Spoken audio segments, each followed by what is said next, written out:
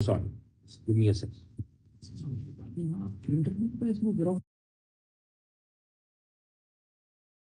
So when you continue.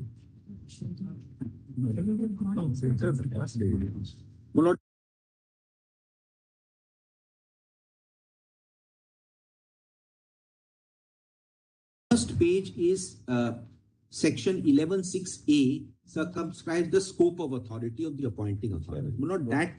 That, my lord, I have already placed. That your lordship will not see. Please see section B. Section 33 of the... Which one? Got it. Got it. My lord, we've got one. You got one. Another one? Yes, we can. No. Yeah, आपको दो नहीं दीजिए अभी. No, this is in the light of Justice Roy's example, my lord, of a standalone agreement and a agreement which has substantive, my lord, rights and obligations. In that light, please read. Stamp Act is a general provision which is a fiscal measure attracted by an instrument. Section 33(1) is titled Examination and Impounding of Instruments. So, my lord, examination necessarily must precede any impounding. Necessarily before an impounding agreement, the judicial authority, which includes an arbitrator, has to examine the instrument under 33(2) of the Stamp Act. So, your lordships will keep 33(1) and 33(2) together. Would your lordship just look at 33(1) and 33(2) along with this to understand this argument? 33(1) says every person having by law consent of parties. That one aspect, whether it covers a section 11 case. Authority to receive evidence. Every person in charge of public office except an officer of police before any instrument chargeable in his opinion with duty is produced or comes in the performance of his functions. Your lordship will pause here. Shall do what? If it appears to him that such instrument is not duly stamped, impound the same. So, my lord, he must impound the same, but it must be preceded by an examination that the instrument is not duly stamped. Now, please see 33(2). For that purpose, my lord, for the purpose of examination, every such person shall examine every instrument so chargeable and not so produced coming before in order to ascertain what is the scope of his examination, whether it is stamped with the stamp of the value and description required by the law in force in India when such instrument was executed or first executed. So, my lord, this is the examination he has to carry out. Now, please come to paragraph 4 of the note. If this examination is to be carried out by an appointing authority under 11(6)(a), that authority will not only have to determine whether the arbitration agreement duly stamped or not, he'll also have to determine whether the instrument which would include the substantive agreement is required to be duly stamped, because the entire agreement will have to be seen. Inquiry would necessarily involve the appointing authority adjudicating upon the substantive rights and obligations in the instruments apart from determining who is liable for what amount. So, my lord, practically he will have to look at the entire document to determine and examine what is the stamp duty. Now, my lord, that I would respectfully submit that the 33(2) examination necessarily be wider in scope than the limited examination of existence of arbitration agreement enjoined by 11(6)(a). So, my lord, my submission is that please see 33(2). 33(2) is prior to impounding. If you have to impound, you have to look at the entirety of the document. My lord, I am only one caveat falling from Justice Roy's, my lord, example. Supposing it is just an arbitration agreement, which is 2 pages, my lord. Actually, frankly, my lord, no such document comes on record because that's 5,500 rupees. So that will be, my lord, it will not really arise. Every document which you are now going to impound will require a wide-ranging examination. And that wide-ranging examination will not be limited to, my lord, 11(6)(a) is confine. That's the first word. Examination, same word in, my lord, 6(a) and 33(2). Existence, which we are debating, my lord, what existence mean? I don't want to interrupt, my lord, I have something to say. Of the arbitration agreement. So, my lord, Mr. Banerjee, why are you saying the scope of examination would have to be widened? for this reason, my lord, Because the scope, at the 11.6 stage, right? court will look only on the basis of the presumption that there are two agreements, not presumption, that is the fact. There's one agreement for execution of contract or whatever, the other is for arbitration. For 11.6, court will have to look at only the existence of arbitration Correct. agreement and whether. But, my lord, at the same time, if we say that the 11.6 court has to examine for the purpose of stamping, the court will then necessarily have to look at arbitration agreement plus substantive agreement. Because the document instrument, my lord, now, my learned friend insists that the instrument is one, my lord. I also concede instrument is one. You are expanding the scope. Now, my lord, if the instrument is one, you necessarily, if you have to check whether it is duly stamped or not, which you have to do before you impound. Step one is examination. Step two is instrument is unduly, is insufficiently stamped. Step three, impound. So, my lord, I am saying that step one examination in 11.6 will be wider. If you are to operate 33.2, and without 33.2, you cannot operate 33.1. Now, my lord, in the balance of the note, if your lordship sees, The legislature produced the law commission report that sorry, one. produced that law commission report which led to 6A. See, yes, my lord, I have read 5 paragraphs. That's right. This is is it part of the document? It's, my lord, yes, it is quoted, my lord. It's in the compilation volume You 4. wanted to overrule SPBs. Yes, I have shown those 7, 8, 10 paragraphs. But here, my lord, in this note, I have quoted, my lord, para 29. Please see para 29. According to me, para 29 in this very note is relevant. The Supreme Court has had occasion to deliberate on scope and nature, so and so. Unfortunately, however, the question before Supreme Court, framed in terms of whether power is judicial or administrative, which obfuscates the real issue underlying such nomenclature as to 1. The scope of such power, i.e., the scope of arguments which a court will consider while deciding whether to appoint an arbitrator or not. My lord, i.e., whether arbitration exists, null and void, whether it is voidable, which of these it should leave for decision of arbitration. So, my lord, the scope of the arguments have been limited. So, report is in which document? my lord, volume 4, page 1. Volume 4. We have put in, my lord, the entirety of the report. There are 8 or 12 paragraphs, my lord. In my note, I have mentioned them. You also the question that ordinary principle is that the parliament is aware of the existing law. Right, my lord. They were aware of the Stamp Act.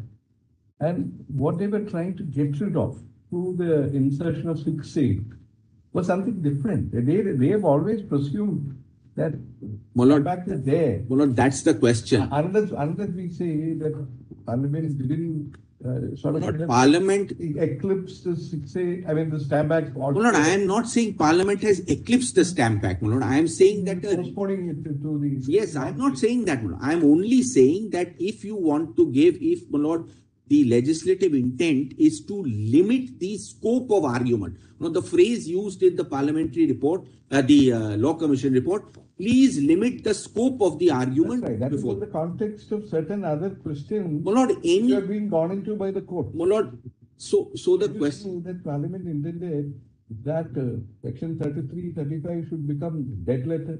My lord, I am not saying that, my lord. For a moment, I am not saying it becomes a dead letter, my lord. I am only saying that a reasonable and rational reading of 11.6A, 33 and 35 means that this issue of stamping is to be raised before the arbitrator, who is fully empowered. I have got detailed guidelines on that. Your lordships wanted some guidelines. One question, section 33, otherwise you would agree does apply? My lord, 33, if dehors 11.6A, my lord. Authority to, you want that question, authority to receive evidence. My lord, I had a look at that. We had also a debate internally about that. We could not find any judgment on, my lord. 11 and authority. What is your submission otherwise? But for this view which you are canvassing, my lord, would it be a case of authority to? My lord, there is another way of looking at it, my lord. What those judgments, my lord, one of my colleagues will present, my lord, that the Arbitration Act is a complete code And therefore, my lord, the Stamp Act, to the extent, my lord, that there is any inconsistency, will not, my lord, increase the scope. My lord, there's Kandla judgment, etc. there. So under Section 20 of the earlier Arbitration Act, certainly it was a court and it was authority to receive evidence. It had to be proved. I mean, it had My lord, to be under the 1940 40 Act. 40 Act, my lord. What you're asking is, having... I'll come back on that. My lord, I could not find any case. We also had this debate. But what is your submission then? Whether otherwise Section 33 would apply, because that is the beginning, starting point of all discussion. My lord, 33, my lord, I would then have to Mr. Banerjee, can you just put it across in this fashion, just to take it forward, what my brother Justice Joseph is saying? If the power to impound and arrange for levy of the stamp duty is at the stage of the arbitrator or the tribunal, correct. the objective of the Stamp Act still gets protected. It's fully, it doesn't get. It's fully protected. So the argument that is being, counter argument that is being advanced, that you are defeating the provisions of the Stamp Act, can always be protected at the stage of the arbitrator correct. also. That's I think you can also put it in that fashion. That's my lord, insofar as the impact of 33 is concerned, my lord, 33, when it was brought out in 1899, my lord, nobody, and the 1899 Arbitration Act, my lord, permitted an oral arbitration also. So, my lord, there was no contempt. It's a general statute, my lord. It's a general statute, and we are now, my lord, treating 11(6)(a) as a full-fledged court, my lord. Our, my lord, problem here is because the word court and high court has been used, my lord, that we are having all these, my lord. The other point I wanted to make, my lord, is court under 2(1)(e), which is the court which adjudicates matters, my lord. Your lordship will see Section 11, High Court or Supreme Court does not fall within that. So, my lord, it is not a court in the sense of 2(1)(e), and perhaps, my lord, then if I am pushed to the wall, I will say, my lord, that 33(1) will not trigger. We could not find any case on this, but certainly, my lord, it is not a full-fledged court in the sense authority to receive evidence. With it that. Not be a court. It's not, my lord, 2(1)(e) court will be such a court which has authority to receive evidence. Whether the High Court and Supreme Court acting under Section 11, my lord, is an authority to receive. My lord, it is not, it is, my lord, I would say no, my lord, because I would contrast it with 2(1)(e) and say that. What about 2(1)(e)? I mean, don't bring in 2(1)(e). My lord, there is a distinction in the Act, so I'm only using that to say that. Of the proceeding under Section 11, would it be rendered the Supreme Court and the High Court not authorities competent to receive? I told you there are two ways of interpreting it. Please. One is Supreme Court. All, my lord, just because it is the Supreme Court, it is competent to receive. It has authority to receive. Right. I think that is one way of looking at it. In the present proceeding under Section 11, I would say no, but I will get some material to justify that. I would say no, but I will get some material to justify that. I don't want to interrupt, my. Because when the arbitration agreement is produced as part of the Section 11 petition, is it receiving evidence? It is not a formal, my lord. Receiving evidence. This is what, because it is not formally, my lord, admitting into evidence. It is not a formal admitting into evidence as understood under the receiving in evidence, admitting in evidence. Admitting in evidence, my lord. Receiving is prelude to admitting. Is a prelude.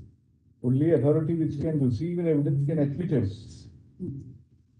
Section 33 is followed by right. Admission, my lord. This is not a case where. Because the predecessor is inbound. Penalty is paid. Admitted. That stage. Ordinarily, you produce it in Order 13. Right. That documents are produced. And my lord, then 11 also is really in some sense a prima facie finding also. It's not really a determinative final. Ordinarily in a civil court, when the list of documents are produced, the munsi or the civil judge, senior, whoever it is, at the very first stage, he may refer it.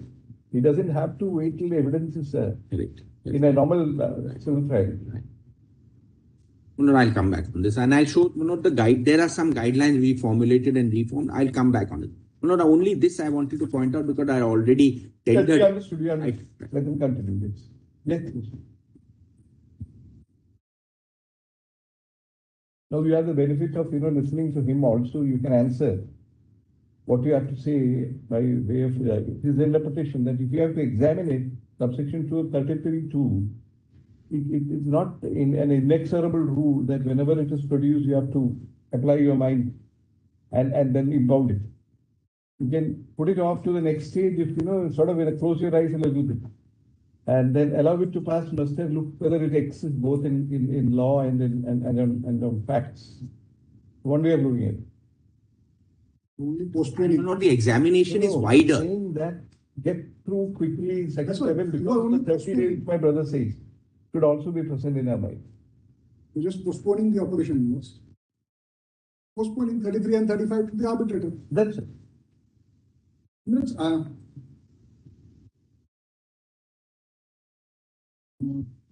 May I endeavor to place the stamp act, perhaps to show that it is not such a complicated adjudication which is sought to be done.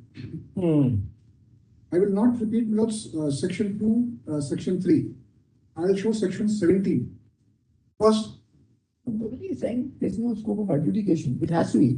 Because once we are of the unanimity, what others may say, that it has to be stamped. So the ruling out this judgment before us says no, not to be stamped. And global.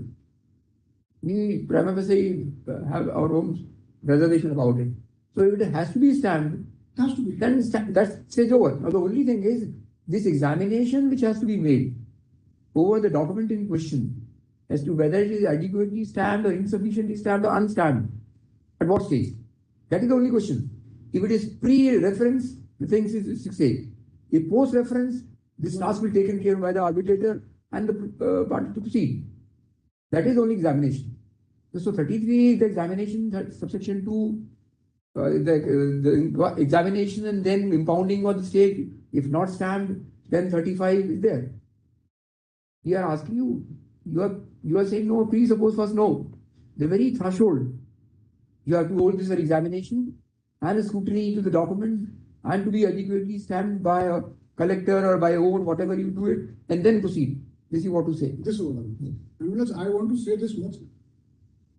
To understand this much, let us examine first how the Stamp Act goes about adjudication and stamping. How fast is the mechanism if you really want to be fast? Oh, you can't educate all our officers there. No. I'm not on that. It's clear the question. You see the Stamp Act. Few sections to show the working of the Stamp Act. But nothing stalls. If you don't want it to stall, nothing stalls. Nothing. These have section 17. What is the trigger? Section 17, Stamp Act. Trigger, you raise an objection, that trigger there. Any party who has expressed it for arbitration, raise an objection and the trigger comes. I'm saying trigger for the purpose of stamping. What is the adjudicatory mechanism there? Section 17. Instruments executed in India. All instruments chargeable with duty and executed by any person in India shall be stamped before or at the time of execution. Now, if we see the definition of execution, it is signature. That is section 2, subsection 12. Simple signature. So at the time or before, you have to pay stamp duty. 18. If it is outside India, then the 1 month becomes 3 months after it is received in India. So before or at the time. Now please have section 27. What are the contents? Facts affecting duty to be set forth in instrument.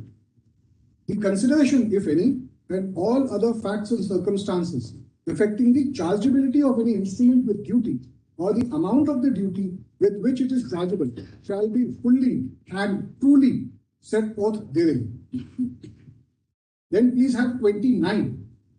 Who pays duty? In absence of an agreement to the contrary, the expense of providing proper stamp shall be borne. The lordships may have A, then if a person executes, then D. If a person takes a contract, then D, A, B, C, D are there. So liability also is fixed. Your payment, time of payment, your person who is responsible, then please have 31. Where an instrument Now mark these words, words, whether executed or not.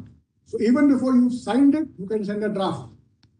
And whether previously stamped or not is brought to the collector, and the person bringing it applies to have the opinion of that officer as to the duty, if any, with which it is chargeable, and pays a fee of such amount not exceeding 5 rupees and not less than 59 paise, as the collector may in each case direct.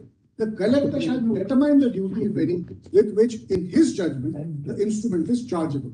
So 14 also, because only one instrument to be on the same stamp. yes, I'm so sorry. If you are Single saying document. that the arbitration agreement, it is another, and the other thing, it is separate, that is not permissible in view of this. What is to be looked into is the instrument. Please read about whether it is relevant, just 14. Yes, 14. Only one instrument to be on same stamp.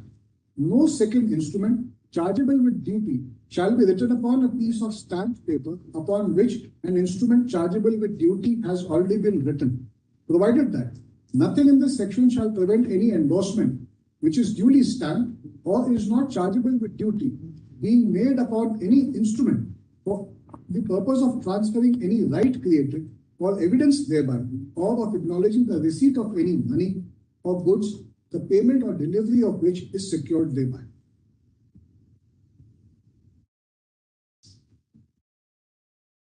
Coming back to section 31. So even before you execute, you sign the document, you can send it to the collector for opinion. Now on getting it, what does the collector do? For this purpose, the collector may require to be furnished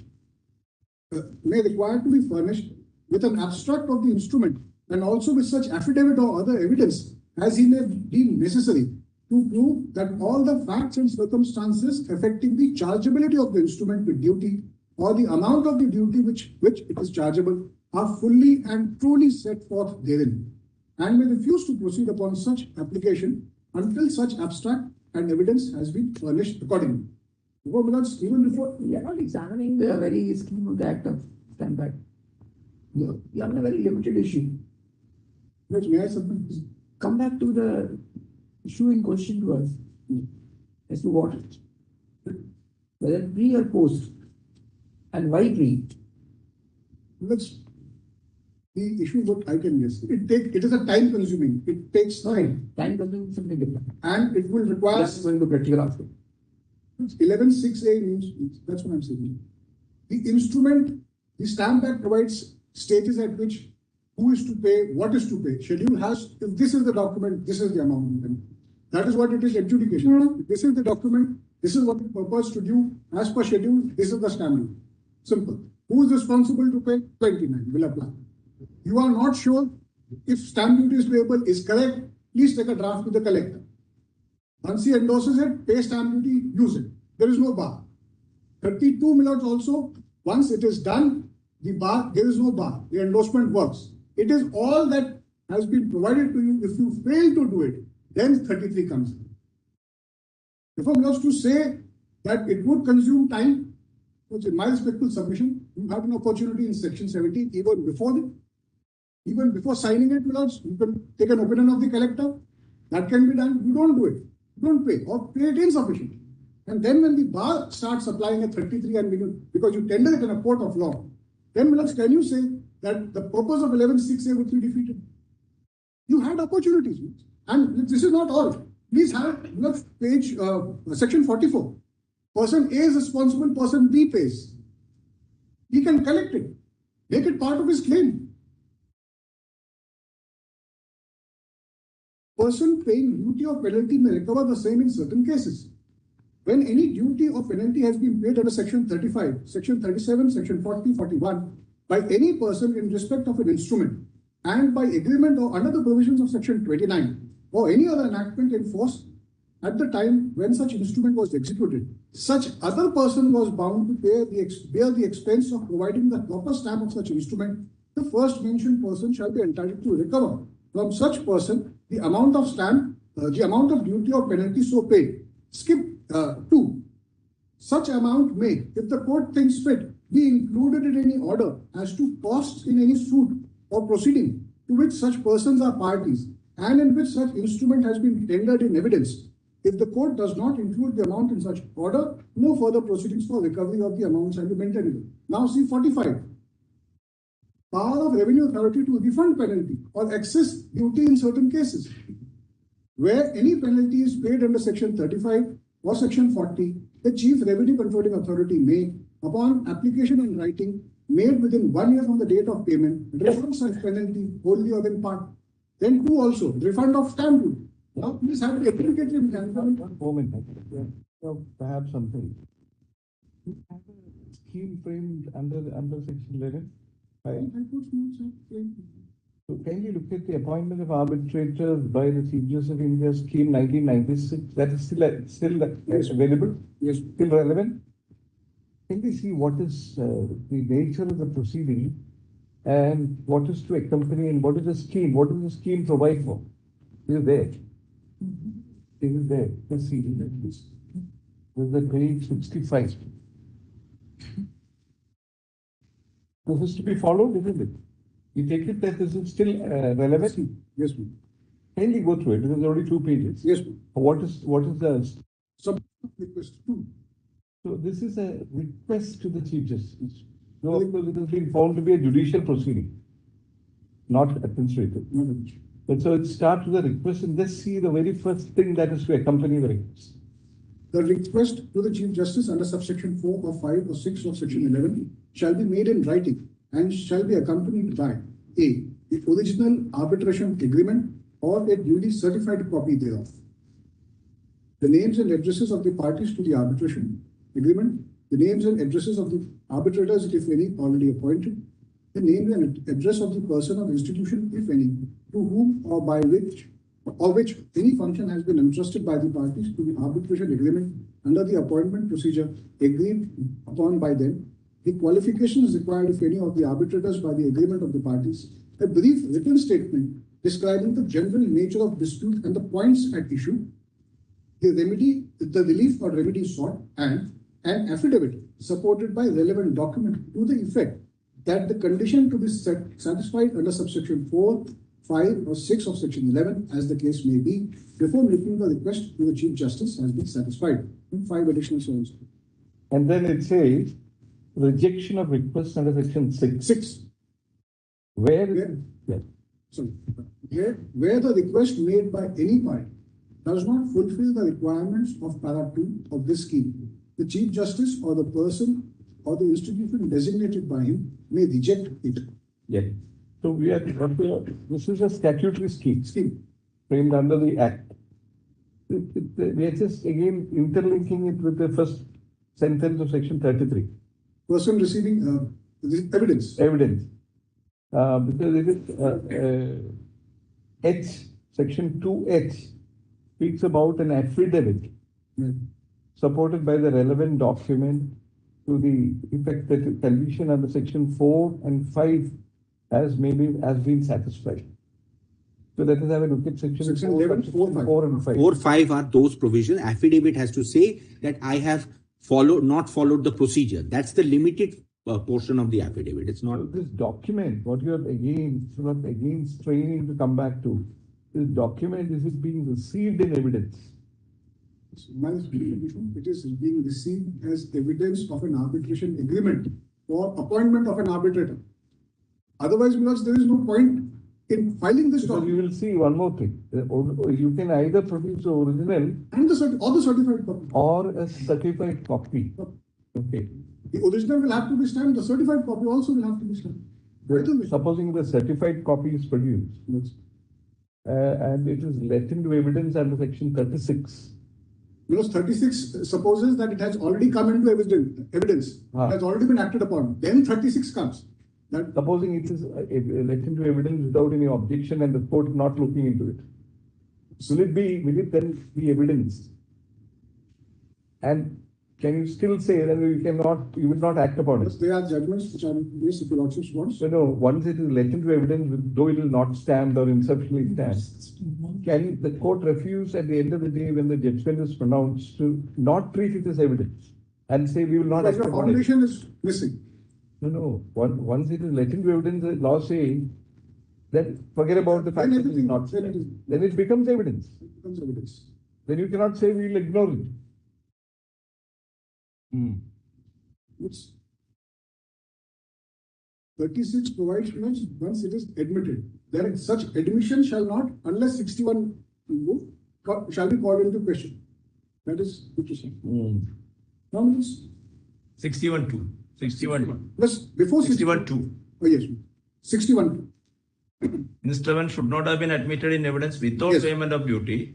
Then what should be? A declaration. If such instrument, if such court, after such consideration is of the opinion that such instrument should not have been admitted in evidence without the payment of duty and penalty under section 36 or without the payment of a higher duty and penalty than those paid, it may record a declaration to that effect and determine the amount of duty with which such instrument is chargeable and may require any person in whose possession of power such instrument is to produce the same and may impound the same when produced. And this is given to a higher court. Yes. And this is done on application of either suo motu or on application of the collector. 61(1) says, 61(1). When any court in exercise of its civil or revenue jurisdiction or any criminal court in any proceeding under Chapter 12 or Chapter 26 of the CRPC 1898 makes any order admitting any instrument in evidence as duly stamped or as not requiring a stamp or upon payment of duty and penalty under Section 35, the court to which appeal lies from or references are made by such first pension court may, of its own motion or on the application of the collector, take such order into consideration. Then 2 applies. Yes. Now, Chapter 6, first is the control of the Chief Revenue Control Authority. If the collector has any doubts, you can refer it to the collector, Chief Revenue. If he has any doubt, statement of case to the Honorable High Court. Yeah. So a very systematic procedure has been laid down.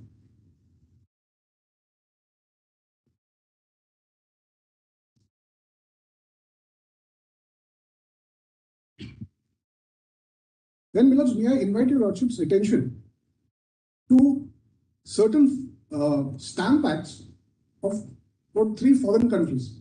The bar of Section 35 is also there in the stamp acts of these foreign countries, and those are arbitration heavens, allegedly.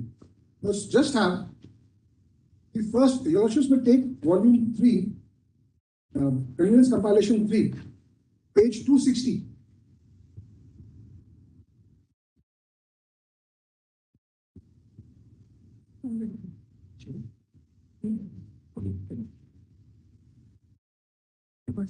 This is Milords the UK Stamp Act. Lordships may have page 261.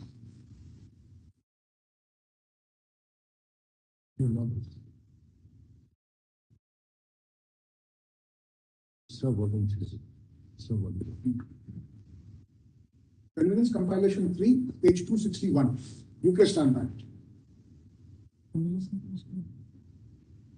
Please have page 261, bottom, section 14.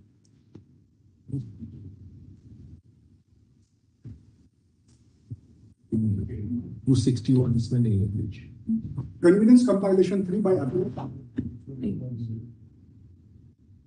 This is Gaurav Banerjee. The other one. Mr. Goel. You want Goel? Mr. Goel. I don't think of Mr. Goel.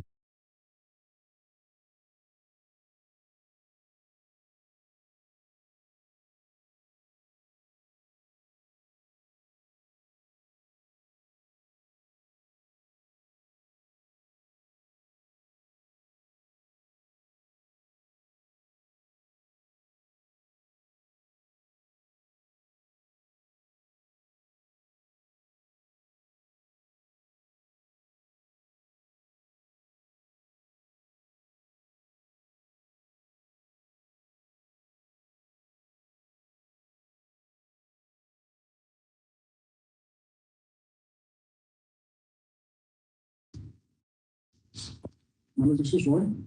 Yeah, I'm with you. But what is the purpose of showing us the stamp act Milords, of UK? Milords, I will show stamp acts of 3 countries. Milords. which have a similar provision. And this includes UK, Singapore, Malaysia.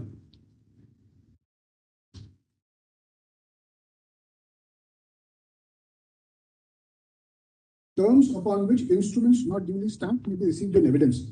Upon the production of an instrument chargeable with any duty, as evidenced in any court of civil judicature in any part of the United Kingdom, or before any arbitrator or referee, notice shall be taken by the judge, arbitrator, or referee of any omission or insufficiency of the stamp thereon, and the instrument may, on payment to the officer of the court, whose duty it is to read the instrument, or to the arbitrator or referee, of the amount of the unpaid duty and any interest or penalty payable on stamping the same, and of a further sum of £1 be received in evidence, saving all just exceptions on other grounds. So this is proviso A, 35.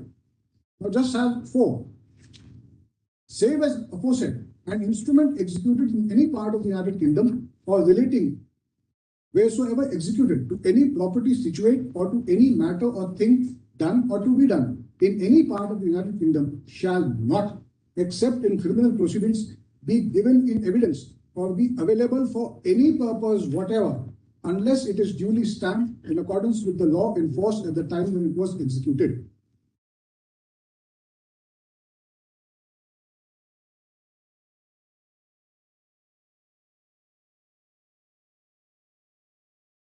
Then we also have Singapore. The next page, 264. Relevant section is 268. At page 268, section 51 and 52, identical to our sections. 268, section 51 top.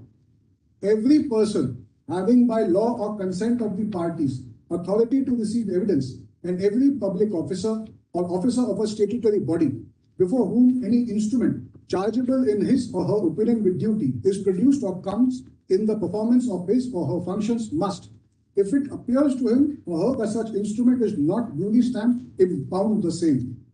For the purpose of such subsection 1, every such person must examine every instrument so chargeable and so produced or coming before the person in order to ascertain whether it is stamped with a stamp of the value and description required by the laws in force in Singapore when such instrument was executed or first executed. Then 3, it does not apply to large police officer and so on. So just have 52 again.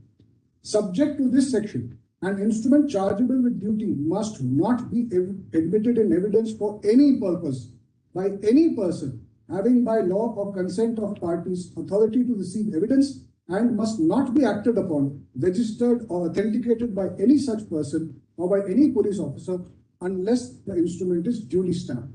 To Singapore. Now you'll also have Malaysia. These are all the 3 arbitration heavens.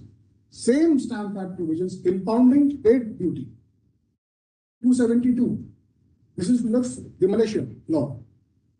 51. Every person having by law of consent of parties authority to receive evidence, and every person in charge of a public office, except an officer of police, before whom any instrument chargeable in his opinion with duty is produced or comes in the performance of his functions shall, if it appears to him that such instrument is not duly stamped, impound the same. Then 52, again, no instrument chargeable with duty. We are not examining the constitutional validity of any provision of the Stamp Act here. We are not examining. Yes. So the comparison of other countries, Stamp Act not required. Our Stamp Act is very clear. There is no doubt of ambiguity there. We only examining in totality what should be a stage where the trigger of stamping should be taken care of in the mechanism for arbitration only. Section of duty. Yes. Keeping the revenue, there should be no revenue laws. Where the trigger should come. So the term confined to examine the arbitration agreement under Existence. Existence. Section 8. No, in section 6. A. Subsection 6. 6. Existence of an arbitration agreement. Confined to examine the existence of an arbitration agreement. That is the term. Let us fall back to the state. Now the only thing is what we are dilating on the issue is whether this trigger of unstamped or insufficient stamped is to be looked into at this stage, or it has to be left to the arbitrator. post reference stage. In fact, that your lordships have already answered in Gangappa. it applies to every authority, load, and the legislative scheme doesn't cut it across. It applies to the court, it applies to the arbitrators. So, Yes. if we read this section as it stands, please, 23, 35, I have shown from the provisions of the Stamp Act that a person, an applicant who is relying on an arbitration agreement for the purpose of section 8, 9, 11, he has had ample amount of opportunity to pay stamp duty. And one thing more. One. Two. Once you are enclosing this agreement at the pre-reference stage, is a document or an evidence? It is the instrument was given as an evidence of an arbitration agreement. It is an evidence because under section 8, you are asking the honorable court to act upon the arbitration Agreement is in the form of a document for the It court. is in writing. Maybe writing. Document is always in writing. Yes, But whether it is an evidence, it is an evidence of an arbitration agreement. You are receiving the document as an evidence of an arbitration agreement. That's A under section 8, refer the parties, section 9 for interim relief, section 11, 6A to appoint an arbitrator. Because you cannot, in my deepest, in my respectful submission, you file a document before the court saying in section 8, 9, 11 that this is the arbitration agreement between us. What is the party doing? Is it not relying on the instrument, the document, as evidence of its contention that there is an arbitration agreement? Or the inquiry under 6A, if you put it this way, is it limited to only saying whether it is printed or not? Is this the inquiry contemplated? Then why have? it must be signed by the parties. There must be a clause of arbitration. Prima facie, the arbitral dispute must be within the parameters in the corners of the agreement. Public policy also. Some disputes will not be arbitrable. And pre 6A, it was a judicial orders. Yes, limitation also used to be. That's correct. But post 6A, would it be a judicial order? Submission, it would be a judicial order. Tell us. It would be a Pre 6A, obviously, constituency judicial order. Post 6A is the judicial order.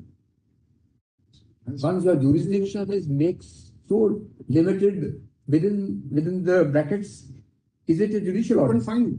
If a judicial order, you have to master all conditions, preconditions, which have been confined in 6A.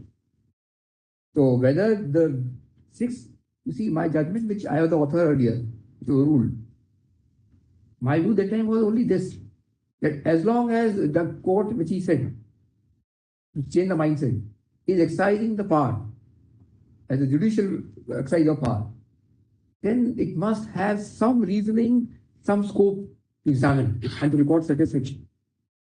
But after 6A, the scope has been limited down.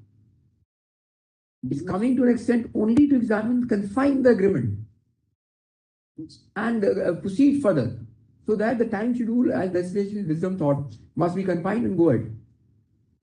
If we again go back to 6 system, pre-6A, then we are restoring back the same view earlier. Right, I understand. 6A means the Law Commission's report your lordships have seen, only 3 judgments.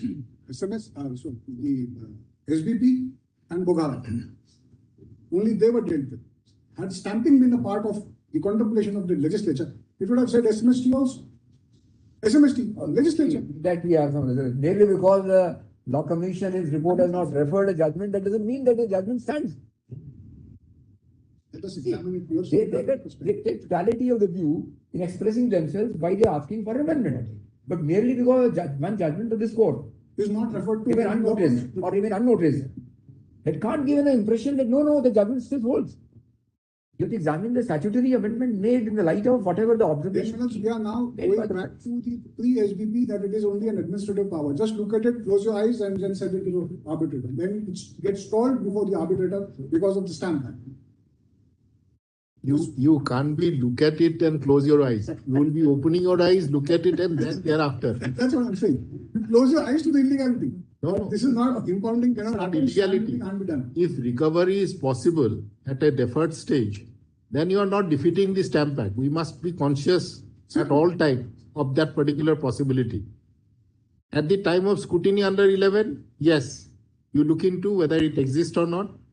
so far as recovery of stamp duty is concerned, that is possible even at the deferred stage, that you can't run away from. So you have to look at it with open eye, and maybe also be conscious that with this open eye, am I also keeping in mind that recovery of stamp duty would be possible at a deferred stage? It's clear from this. And If the judge under 11.6, it holds that the arbitration agreement exists, can that question be revisited in section 16? if that notes has been dealt with and then said, prima facie existence is there, and then the final call would be taken by the arbitrator. That No. Let's get that straight. Come to paragraph 12 of SBP and then read paragraph 33 of the Law Commission report. Let's understand it. My lord may see the judgment Justice Nariman on this point, That's right. No, we'll see that. But where he before says that- prima facie existence, and then existence will go in trial, my lord, before the arbitrator. I'll just show existence, my lord, specifically. That's that. No, just the Para. you read page 644 brother, of this 2005 SEC, the SPP person. No, because section 16.6 take note of Existence. My lord, Yes. that was the real reason for, my lord, the amendment. That was the real reason. That My was lord, if you just read. No, that is the majority. Paragraph 12 at page 644.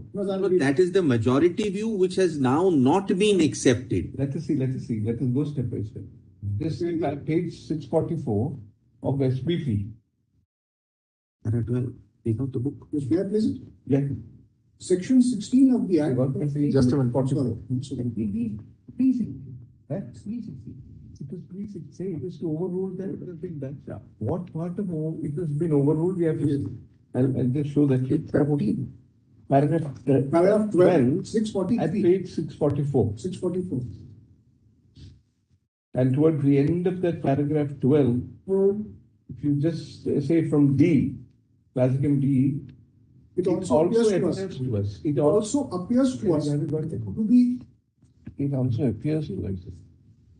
It also appears to us to be incongruous. I'm so sorry. Yeah. It also appears to us to be incongruous to say that after the Chief Justice had appointed an arbitral tribunal, the arbitral tribunal can turn around and say that the Chief Justice had no jurisdictional authority to appoint the tribunal, the very creature brought into existence by the exercise of power by its creator, the Chief Justice.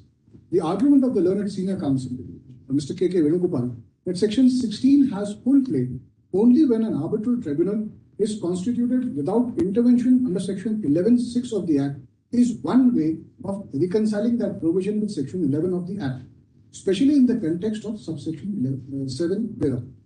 We are inclined to the view that the decision of the Chief Justice on the issue of jurisdiction and the existence of a valid arbitration agreement would be binding on the parties where the matter goes to the tribunal and at subsequent stages of the proceeding, except in an appeal to the Supreme Court in the case of a decision being by the Chief Justice of the High Court or by a judge of the High Court designated by him. So this is what was laid down Earlier view. Now you come to paragraph 30 of the Law Commission report. Here also in paragraph 15, Paragraph the 30. same judgment, paragraph 15 is also there. Yes. 646. Normally, a person or designator cannot delegate his power to another. Here, the Chief Justice of the High Court or the Chief Justice. That's a different issue. And exercise of power, judicial power it is stated. Correct. Judicial power, and that has been. So now we come to paragraph 30 of the Law Commission report. That is volume convenience volume 4. By the MXF theory. Let's go through this paragraph 30 and convenience volume 4. Not all this has been considered, my lord, in Vidya Drolia and then Praveen Electrical. That's right. Now we This are in a- very portion, my lord. That's right. Since we are now in a larger. Yes, spend. my lord, because then what will happen is, No, we'd like to see. right, I'll show, my lord, Praveen Electricals on this point also. Absolutely. We want to know what really the Law Commission had in mind. And paragraph 30. 30. You got that commission? Yes, page 26. After the city. That's the law. After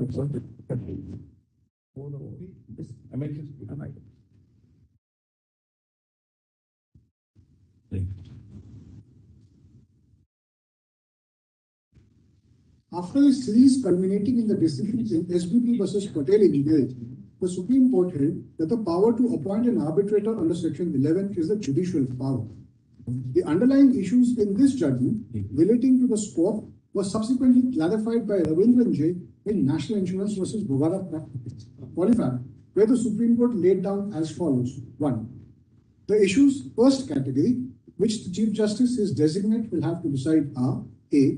Whether the party making the application has approached the appropriate court. B. Whether there is an arbitration agreement, and where the party who has applied under Section 11 of the Act is a party to such agreement. 2. The issues second category, which the Chief Justice and his designate may choose to decide are A. Whether the claim is a dead, long-barred claim or a live claim. B. Whether the parties have concluded the contract transaction by recording satisfaction of their mutual rights and obligation or by receiving the final payment without objection. The issues third category, which the Chief Justice, his designate, should leave exclusively to the arbitral tribunal are whether a claim falls within the arbitration clause, as for example, a matter which is reserved for final decision of a departmental authority and accepted or excluded from arbitration. B. Merits of any claim involved in the arbitration. The Commission is of the view that in this context, the same test regarding scope and nature of judicial intervention as applicable in the context of Section 11. So pause for a moment. The Commission also accepted that the nature of the proceeding is judicial. Law Commission also proceeds that it is to that extent the full Constitution bench is accepted. Now you read para 33. Para 33. This is where you get the. It is in this context the Commission has recommended amendments to Section 8 and 11 of the Arbitration and Conciliation Act 1996. The scope of judicial intervention is only restricted to situations where the court, judicial authority, finds that the arbitration agreement does not exist or is null and void.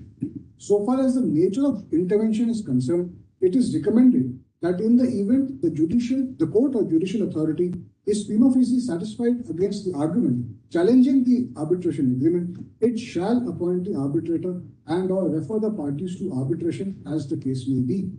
The amendment envisages that the judicial authority shall not refer the parties to arbitration only if it finds that there does not exist an arbitration agreement or that it is null and void. If the judicial authority is of the opinion that prima facie the arbitration agreement exists, then it shall refer the dispute to arbitration and leave the existence of the arbitration agreement to be finally determined by the arbitral tribunal. So this is the this is a report.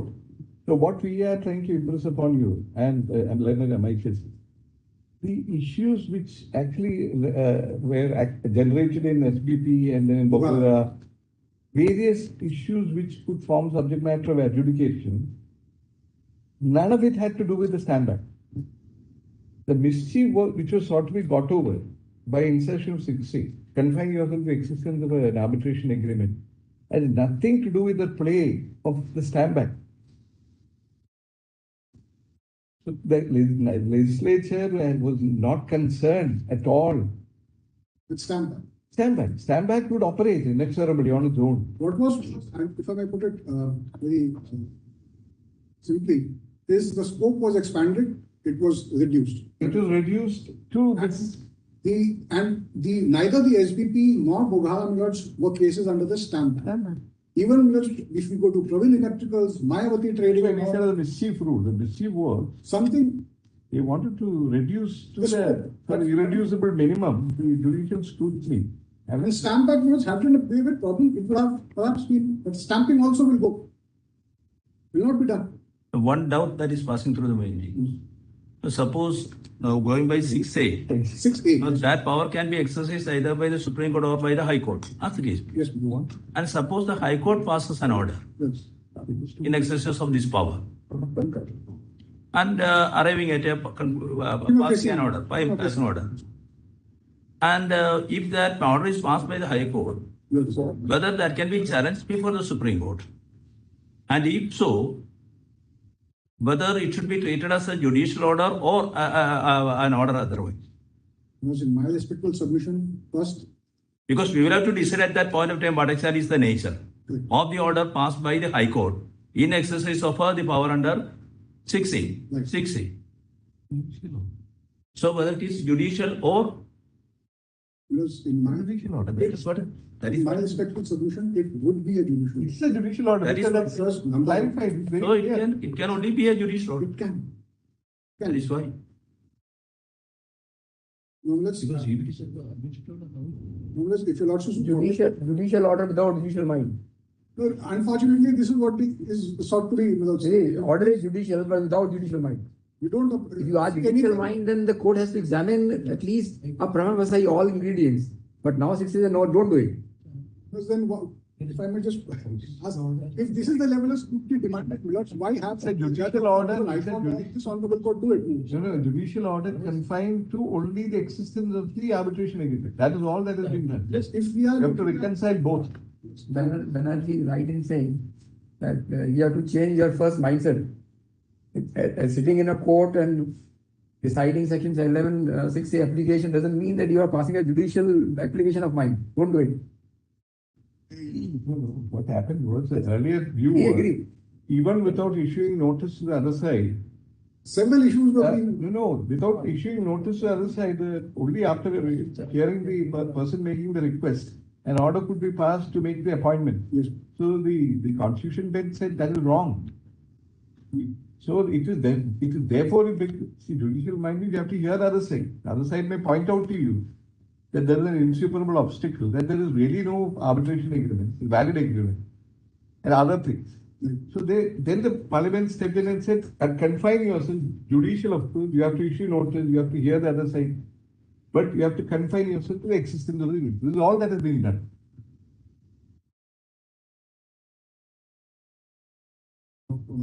Yes. In my respectful submission was just summing it up. Yes. Section 11, if you look at it, it's 11.6. If we are confining it to section 11.6, which in my submission, this is not. The nature of entrustment of power does not show that it is merely just seeing and referring. As my lords put it, there has to be a due application of mind. It must follow a process of rule of law, natural justice and everything. Now to show or to say that I will only, or one court can only see the existence and then leave it to the arbitrator because it is getting stalled at that stage. The arbitrator again cannot move ahead. As the court cannot move ahead, the same problem will be of the arbitrator. So these are practical aspects which I would submit a court would be in a better position to do rather than leave it to the arbitrator. So these are on the stamp act. Now, may I have your attention on the legal fiction aspect of the matter, because the entire basis of this judgment of Enforceability is legal fiction. For that, may I invite your lordship's attention to volume 2, Convenience Compilation 2, filed by me.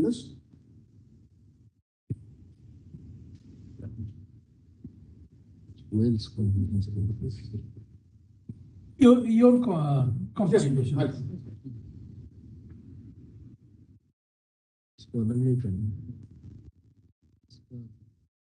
it comes straight to section 6, page 9, section 16. इसमें bypass क्या है इसको banner इसको इधर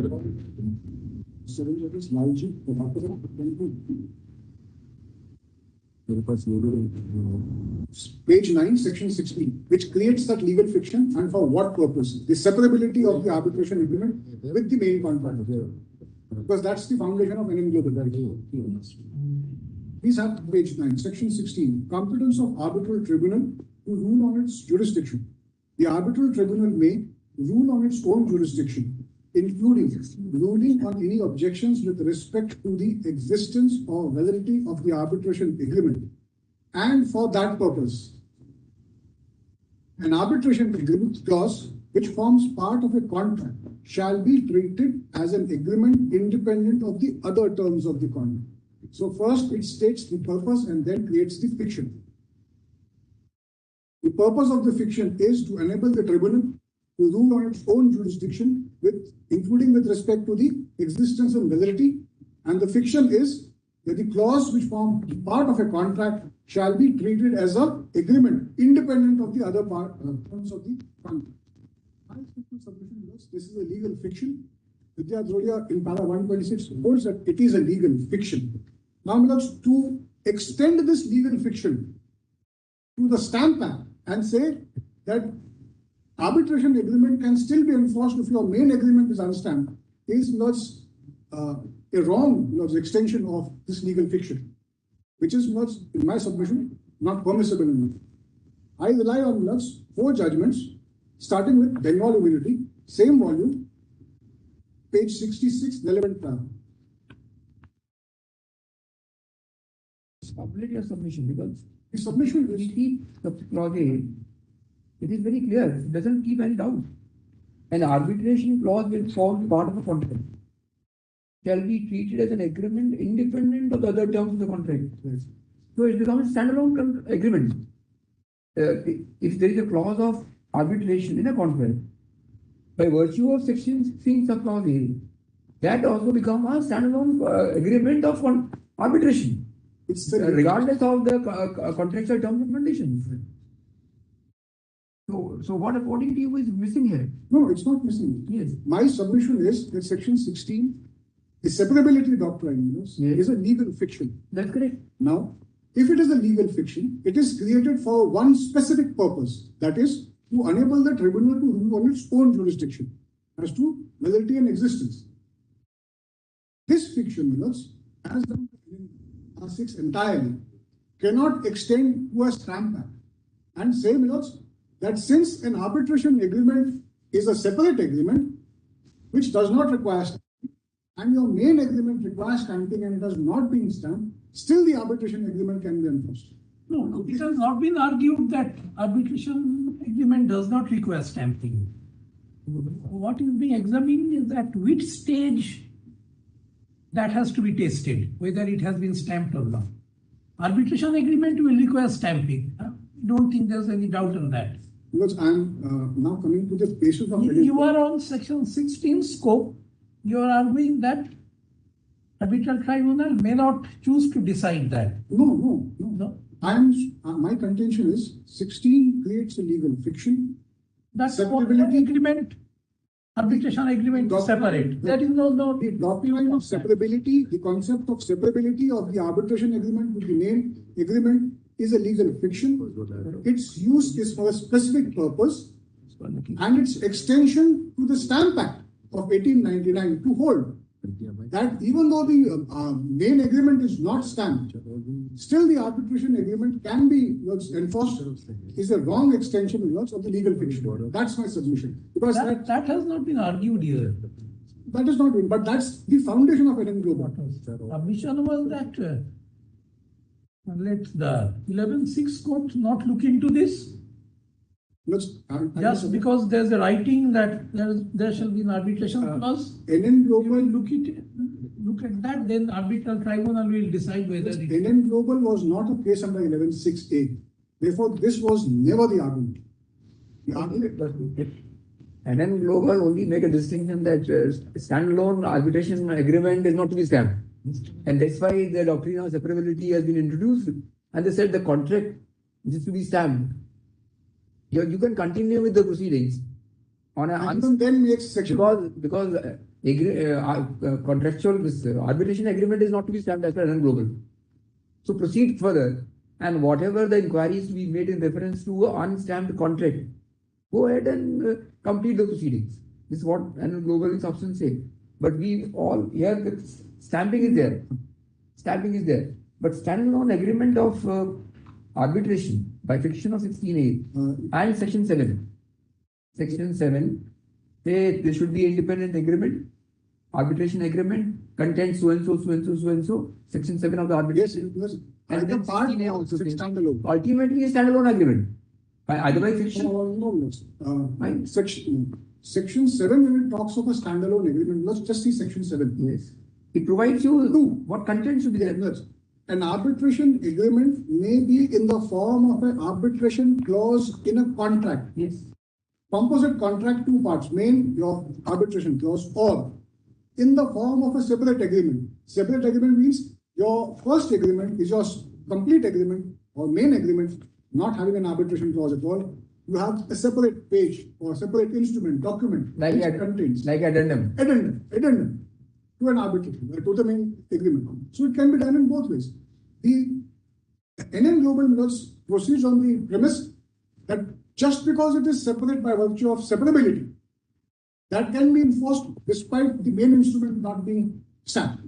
In my submission, Millers, this is not the extent to which the legal fiction. If they are examining section 6A only, not further, we have to examine only the arbitral agreement, Millers, not the content as such. Because we have, well, if you standalone agreement, arbitration agreement, under 16A or 7, whatever you call it, then it is to be only, we are examining only this arbitration agreement. there is some the reference order of the Yes. matter under NN was Oh, that has to be changed. So when it is right. was not a matter under section 11(6)(a)(1). Make no difference. Now the matter is referred to us. Second subject. That's the entire, if your lordships are right, see the arguments. No argument on this line was ever made in NN Global. Forget These now. are matters to be left at heart. What I'm just trying to impress upon is your sections, your paragraph number 6 of the NN Global in its entirety, the other 6 to 6.11 are the operation of the separability principle to get over the bar of stamping. Now your lordships are examining at what stage stamping. Is it to be by the court at the threshold, or is it to be left to the arbitrator? My endeavor is to show that the legal fiction employed by section 16 is limited. It cannot go to section to the stamp, as has been done.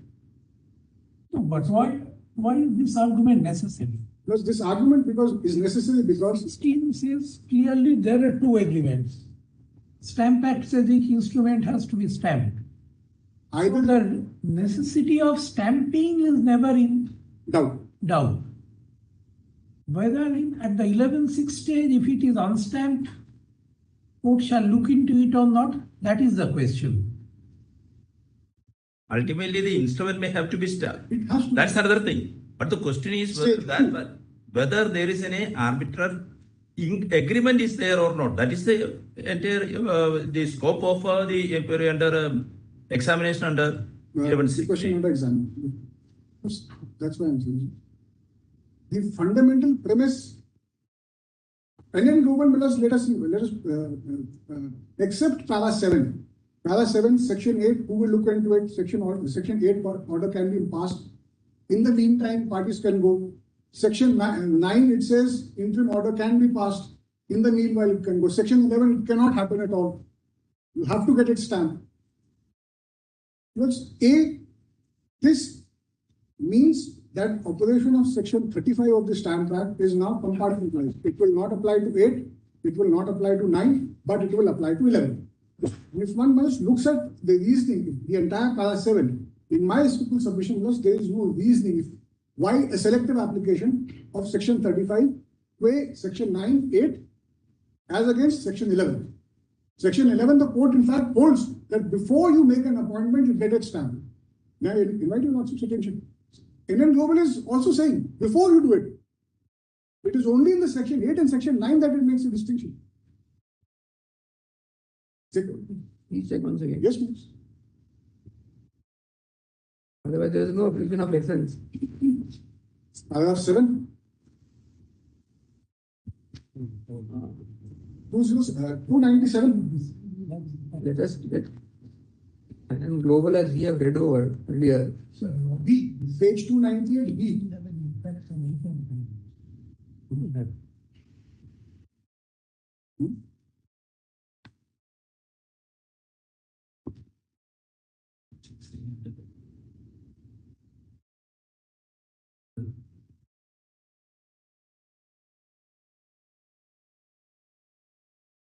parties fail to make the appointment in accordance with the arbitration agreement, and an application is filed under section 11 before the court to invoke the... Come to page 294.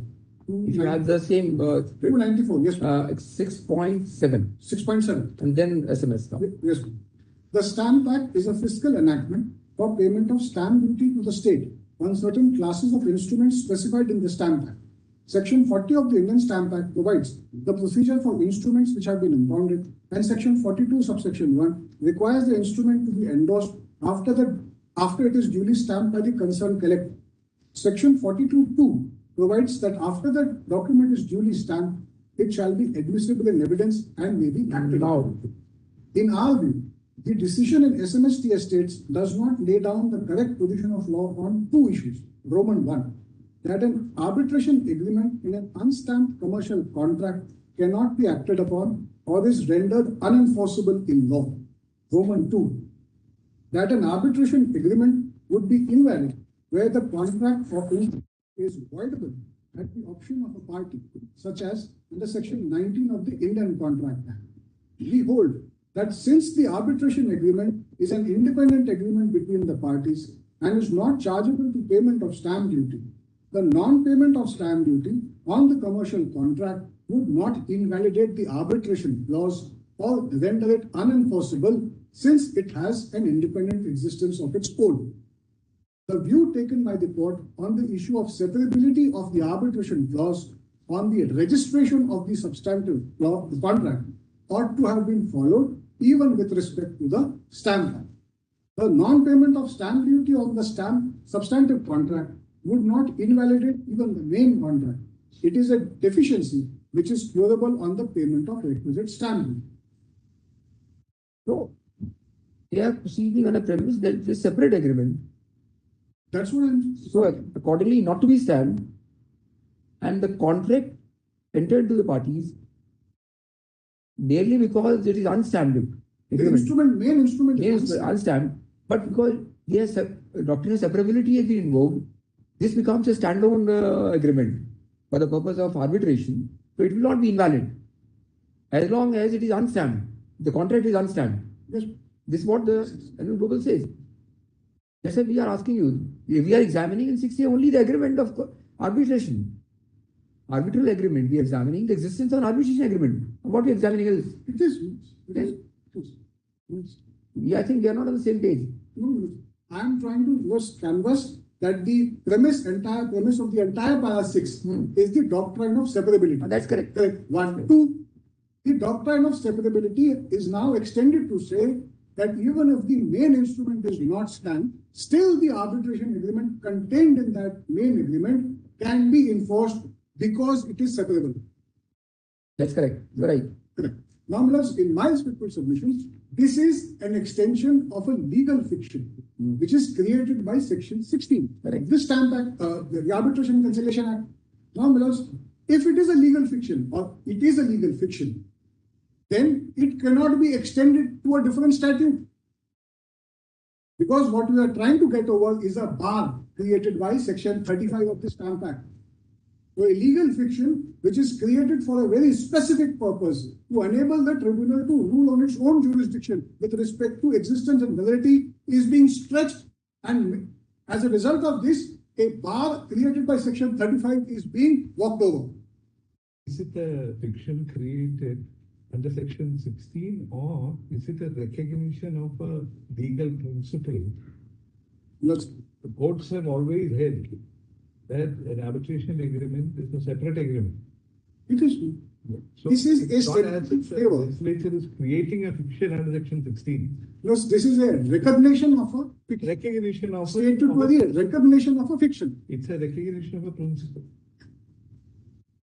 And I will show even the creators of this fiction, the English court have now restricted it. That see, it's a legal fiction, limited purpose. It does not insulate the arbitration agreement. I'll come to that UK judgment. What you according to limited purpose? The limited purpose of the fiction is to enable the tribunal. If you also just have the first opening sentence of section 13, competence, and separability. It is only that. It is only that. Nothing beyond that.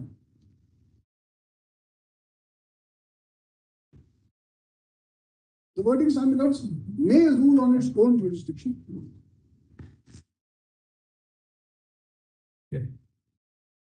Because in volume case compilation, only 4 judgments. 2 first by the Bengal community was 11 judges, followed by a constitutional. Limited purpose of a fiction. Limited purpose.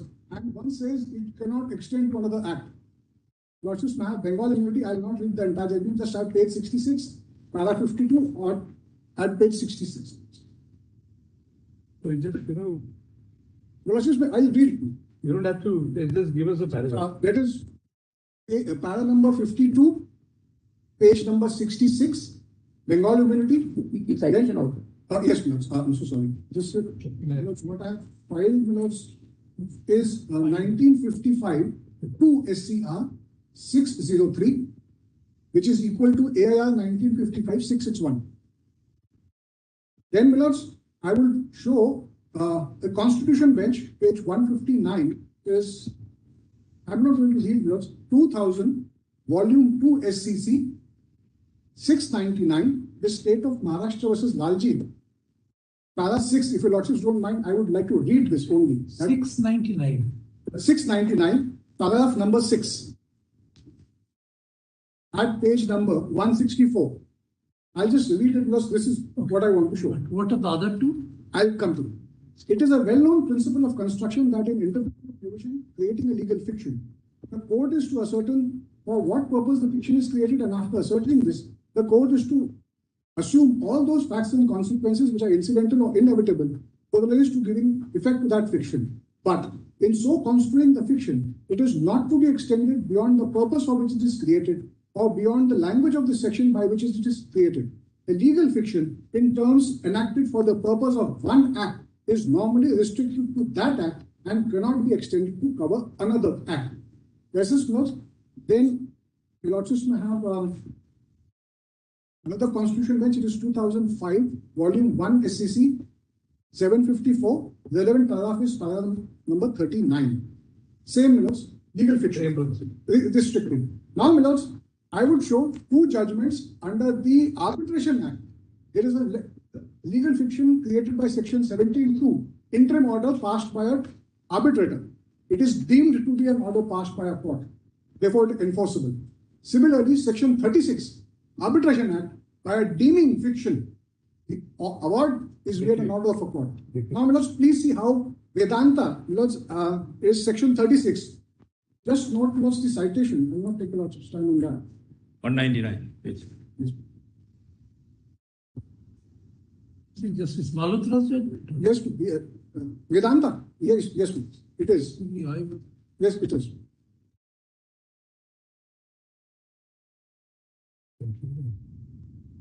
Whether that page 199. It's 2020, volume 10 SCC, page 1. And the relevant portions, paragraphs are 69 and 70 at 244. It notes the concept of legal fiction and then goes on to Bengal immunity. What else? Then, the last portion is Amazon.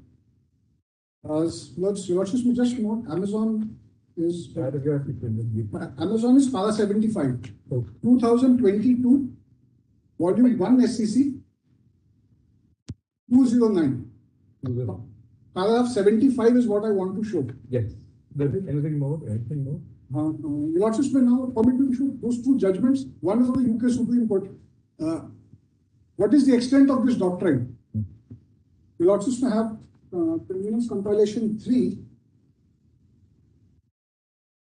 I'll just give the page numbers. Give the page number. The UK Supreme Court note starts at page 145. I am relying on para number 62 and 63 at page 167. Very good. That is, Lords, inside UK Supreme Court, 5 judges. This follows the Sula America judgment. I'll just read that one sentence. It's the legal fiction purpose. Its purpose is to give legal effect to that intention, not to insulate the arbitration agreement from the substantive contract for all purposes. Correct. That's Sula America, accepted, Lords, by the UK Supreme Court. They are the creators, Lords, of this legal fiction concept. What else? Lords,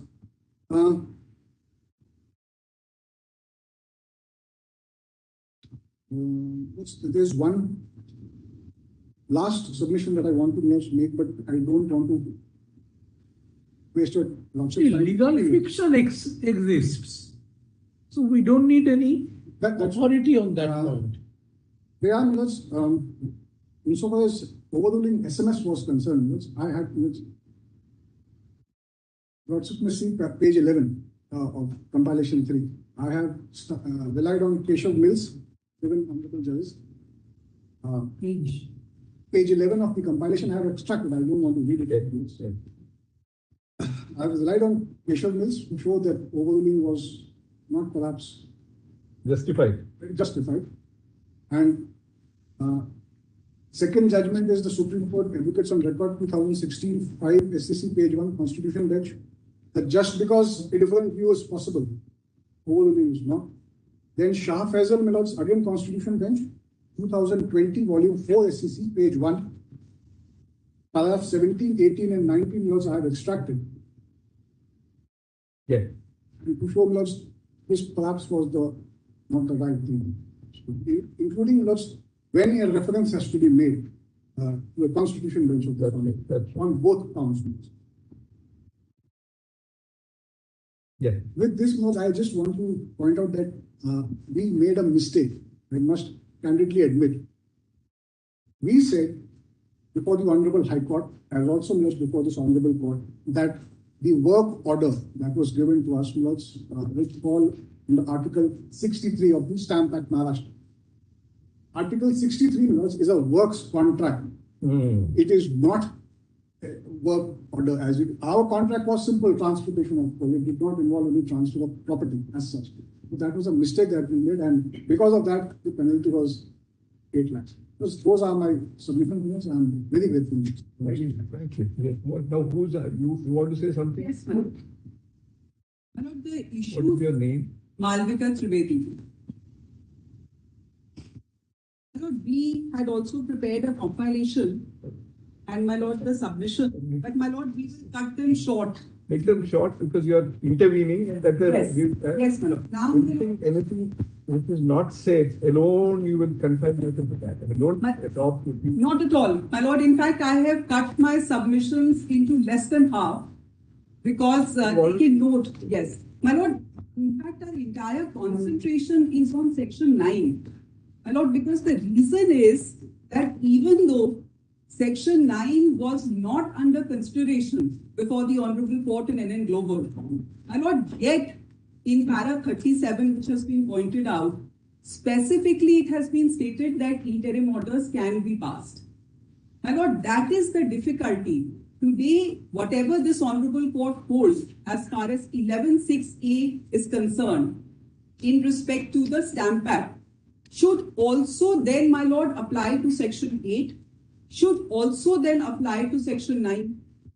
My lord, this is the anomalous situation that will be created today because of NN Global holding, my lord, 2 errors. One, my lord has already noted. Arbitration agreement has to be stamped. My lord, repeatedly it has come in NN Global that arbitration agreement is not required to be stamped. My lord has seen Article 51C, it has to be stamped. Number 2, my lord, severability. The basis, my lord, is severability. So, my lord, on both counts, when NN Global decides on this issue of 11(6)(a), it also, my lord, touches upon Section 9, which was not an issue, which was not argued, where the arguments were not placed before the Honorable Court. And, my lord, it actually now puts a stamp of approval on the full bench decision of the Honorable Bombay High Court, Gotham Landscapes. Now, my lord, that has become a very big issue because Gotham Landscapes came first in line before Garware. My lord, Gotham Landscapes came on 4th April 2019. It decided on the issue of Section 11 as well as Section 9. 2 questions were framed. Now, my lord, Garware came on 10th April 2019. It overruled Gotham Landscapes on the issue of Section 11. But because it was not considering Section 9, it left Section 9 untouched. My lord, thereafter, Vidya Dolia came, which cited with approval, my lord, Darware, and my lord, then NN Global, which came, my lord, 11th January 2021, which, my lord, again, without this issue being before it, again put its stamp of approval on the law as has been held by Gotham Landscapes. So, my lord, today the situation is that whatever this honorable court will hold for 11(6)(a), if it applies to section 9, my lord, And also, then and also absolutely, my lord, because it considers both existence as well as validity, as the section itself says. And my lord, in 9, there is nothing in 9 which is similar to 11. It does not say confined to the existence. What do you say about section 33, the opening words, receive evidence? Absolutely. What do you say about So, my lord, therefore, see, section 8 is by the court as defined in the section, it's before a court, civil court as such, absolutely, my lord. where it is competent to receive evidence. Absolutely. So is section 9. So that is also before the district court. I mean, Lord, I will show by way of 9 and 17 both, yes, that now that they are held to be akin, my lord, there cannot be a different standard applied for the purposes of 9 and a different purpose then, my lord, as a consequence of deciding 17. When the court, Supreme Court or High Court is considering 11, they are asking you whether it is an authority authorized to receive evidence and is the evidence being received when the arbitration agreement, be it original or certified, is being taken on board, as it were. My lord, in my respectful submission, the admission of evidence, my lord, will only happen with the tendering of the affidavits, as far as an arbitration is concerned. My lord, as far as 9 is concerned, when the document, the main contract has to be looked at, it has to be acted upon, because a prima facie case has to be seen. Whether it is a bank guarantee case, my lord, whether it is a termination case, whether it is a receiver taking possession of goods and returning it to the claimant maybe for the time being, all these issues, my lord, require acting upon the main contract. What that must be looked into even in section 11. Absolutely, because, my lord, I am saying that it cannot have different standards, my lord, for the 3 sections, 8, 9, and 11. The Stamp Act application, as it has to be done for 8 and 9, has to be done for 11. Because otherwise it will create, my lord, a problem here. Because what has been repeatedly canvassed, that this is for the smooth ongoing proceedings in an arbitration. My lord, in my respectful submission, the arbitration will still stop, even after reference. Because of the evidence stage, my lord, the arbitration will still be stalled.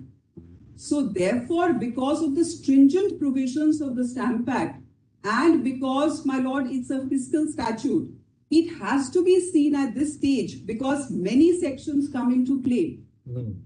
And that is the reason why, my lord, touching upon 9, my lord, even the observations as far as 8 are concerned, I just want to demonstrate, my lord, only by showing these 4 judgments, I will demonstrate, my lord, why it cannot be done after, my lord, because of NN Global, my lord, only then discussing 11(6)(a) and making, my lord, these observations on 9.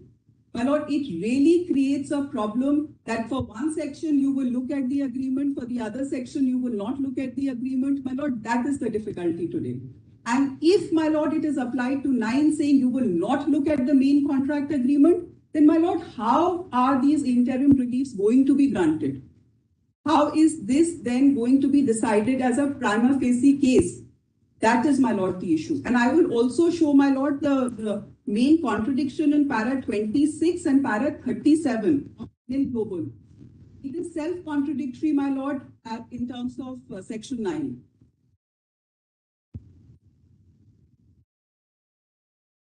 Actually, it's in then got the other case.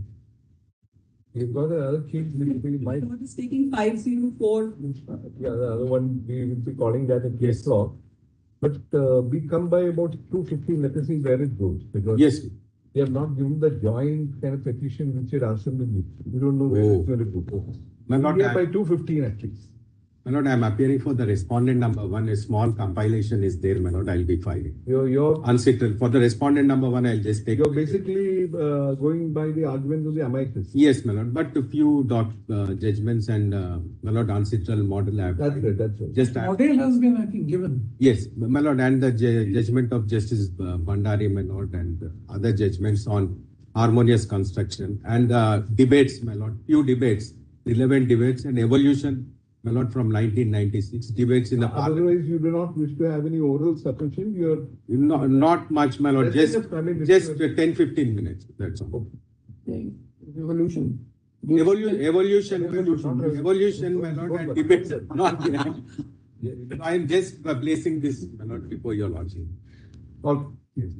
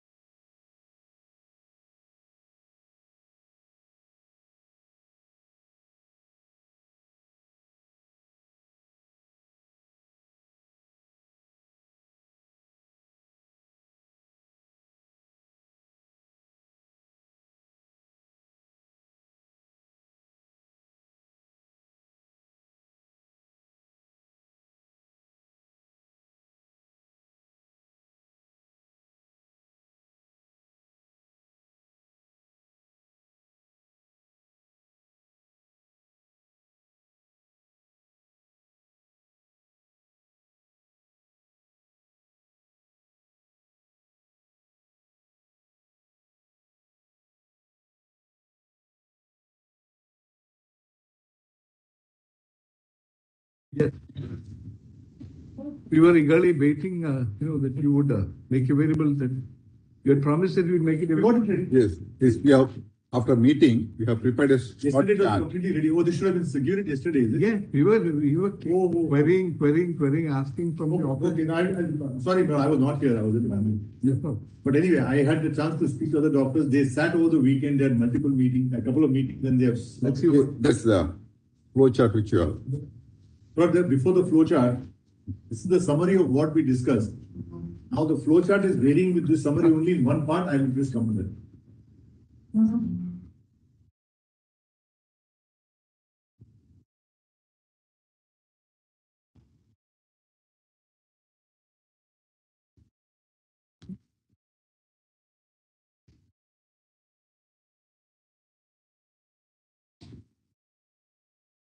I'll give the chart which we had discussed, and it's the same thing, only two small variations. I'll come to that later.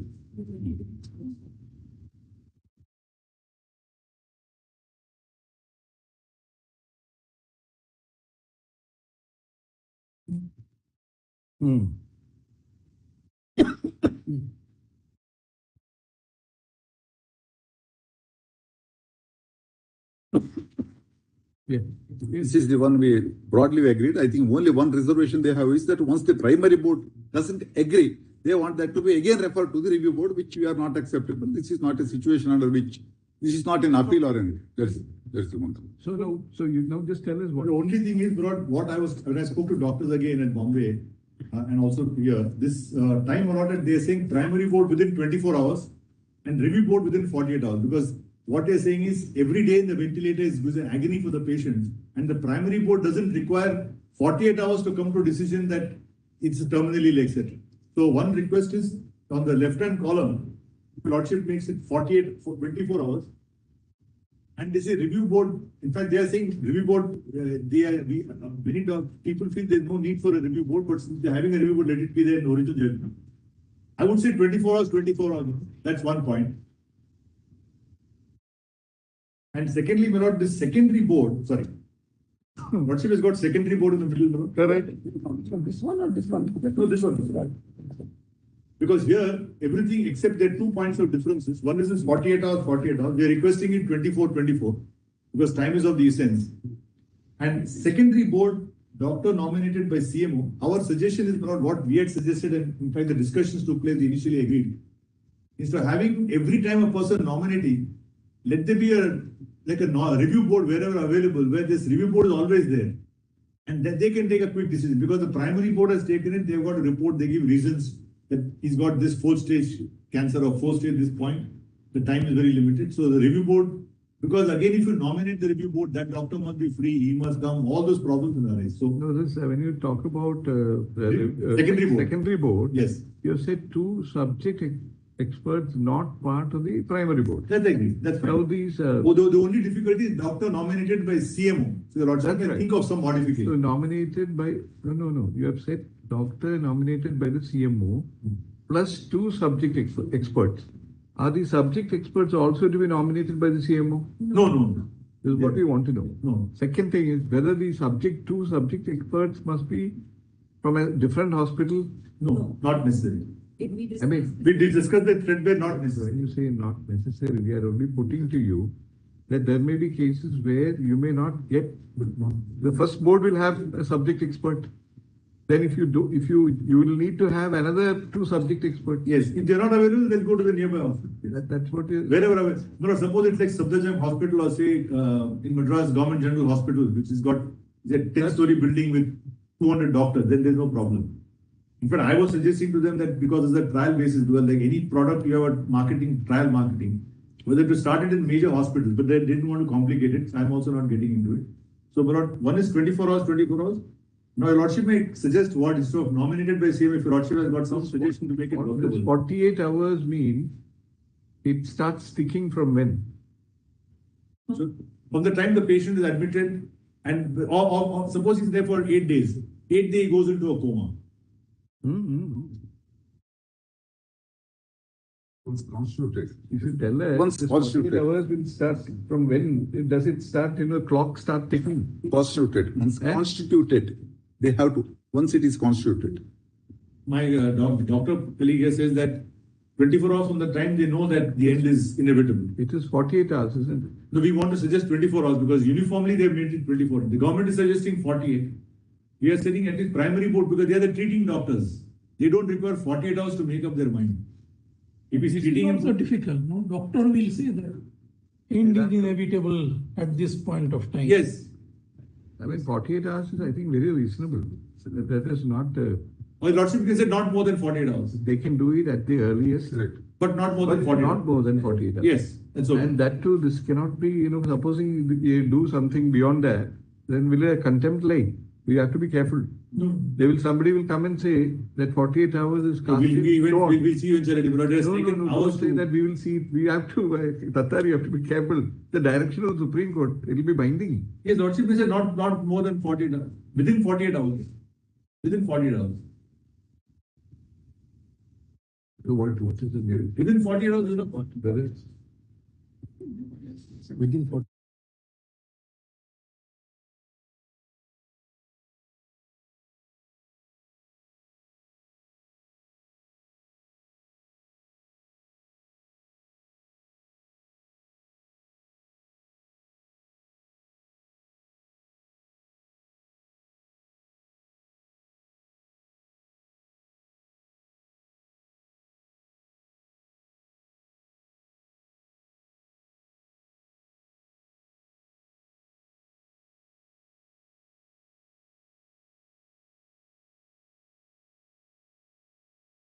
Primary board. No. 48 hours to give the opinion. The primary board is the No, treating how, physician. how does one file a petition or how would that happen? No, there are two cases. There is They a have to obtain the opinion of the primary board. Yes. No, They initially, are reviewing on that. initially the attending doctor to advise that No, there are two cases. Cases where advance directive exists, cases where advance directive doesn't exist. That is para 198 of the judgment and para 199. So 199 even if if- advance directive doesn't exist. even if No. advance directive exists, Let's go to that category first. So just for the easiest. then also it's difficult. Somebody must say that it's a point of no return. Yes, that's a treating physician. That has to be treating The physician. treating physician. Then he will refer it to the primary board. But he is not, his opinion doesn't count. He has to bring in No, more experts who he has to concur with him. refer it to the primary board. He is part of the primary board. Okay, so he Part of has the primary board. So it's treating physician plus two more. So within 48 hours, we say 24 hours, Lordship is saying within 48 hours can be even, because suppose This is applicable only in the case where there is an advance directive. no, that is, I'm just saying two compartments. One is advance directive where the person's wishes should be respected. Correct. And what the Supreme Court says is that should be respected. Correct. And the primary board decision is only subject to a review board. Correct. Now, suppose there is no advance directive. Then we are not here to. No, that's para 199. That's a very important part of the judgment. Let's therefore see which are these provisions, how do you superimpose them? Yes, here. Which one? I'm just saying. No. Here we don't have it. No, I just go step by step. That's right. If the advance directive is there in the format suggested by the Supreme Court, which This is is a joint made, submission. signed by two witnesses, etc. Lord, can I do one thing, Lord? Better is this is the agreed like a minute which we discussed and agreed upon. This one? No, this narrative. We'll have to place it along with the directives already exist. No, what happens is, Which this part directive is and this chart matches except this 48 hours and secondary board. Everything matches. This is a very simple format. Instead of reading 8 pages, this is, And also doing away with the judicial magistrate or whatever. that's completely done away. The judicial, then we can might as well close the case. It's not possible. Then there's no point in having it.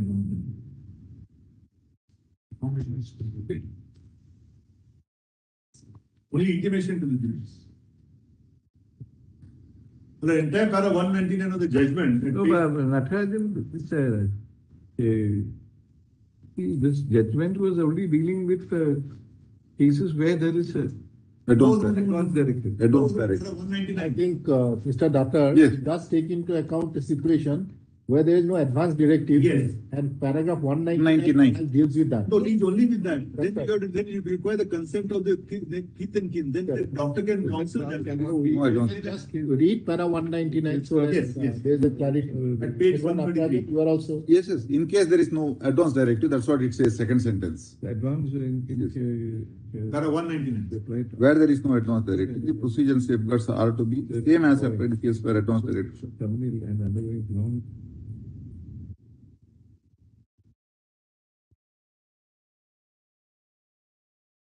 So it's 199.12.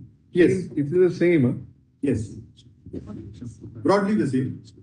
Is there any difference? No, only the consent of family is required. The very idea around the rate, you don't need the consent of family. The patient wishes is respected. Yeah, this is the family. That is with Advance advance. directive, yes. Without that, it's going on now also. That's what- With consent of the family. No, now what happens is when this Supreme Court judgment comes, then there is no allegation, the doctors are protected. They consent. Now, without advance directive, they get the consent of the family. The family can choose, no, I want the person to continue indefinitely. If they're willing to pay for it, yes. What will happen if a family consists of the wife and say two children? Hmm. And what is the definition of family? Would you take in brothers? Immediate family, basically, immediate family. What do you mean by immediate family? Available. We are telling you what you'll run into problem. We are telling No, you. not what. Supposing you have, say, the wife says. No, Lordship, imagine a practical situation where X is, suppose a senior lawyer finally goes to the hospital. Who will be the family, his son, wife, etc. Now we can't say his brother also is there. Supposing we are asking you. Yes. Supposing say the 2:1. Supposing a close family, say wife and two children, let's take it. Yeah, well, I discussed that. Then what they say is, then the people will say that the person, the family which wants to continue will bear the cost of the treatment. They will bear the cost. Because when the doctor has said that there is no point continuing the treatment,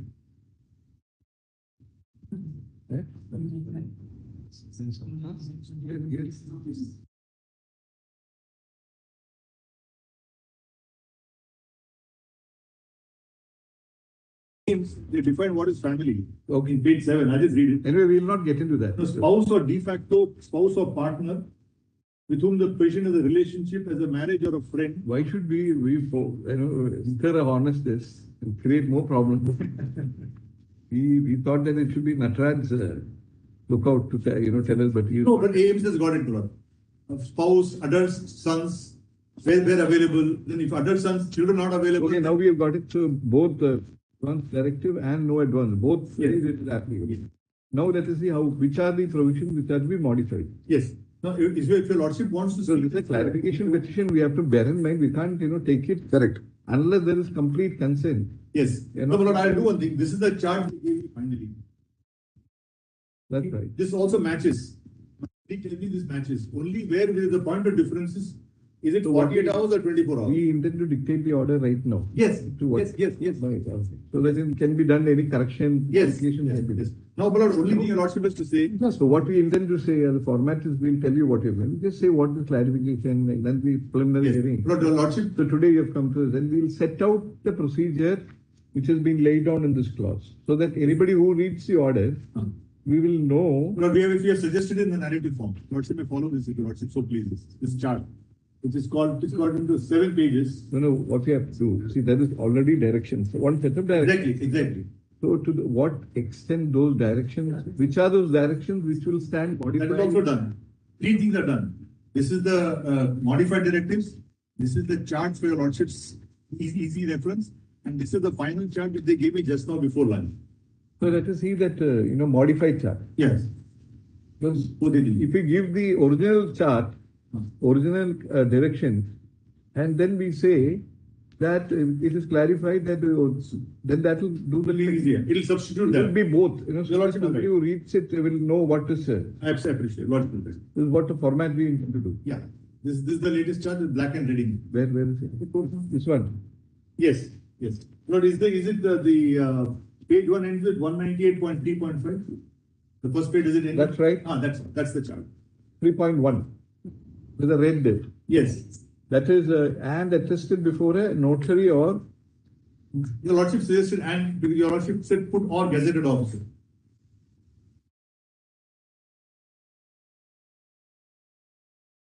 This one, page 7 and para 7. Page 7, para 7 of this note.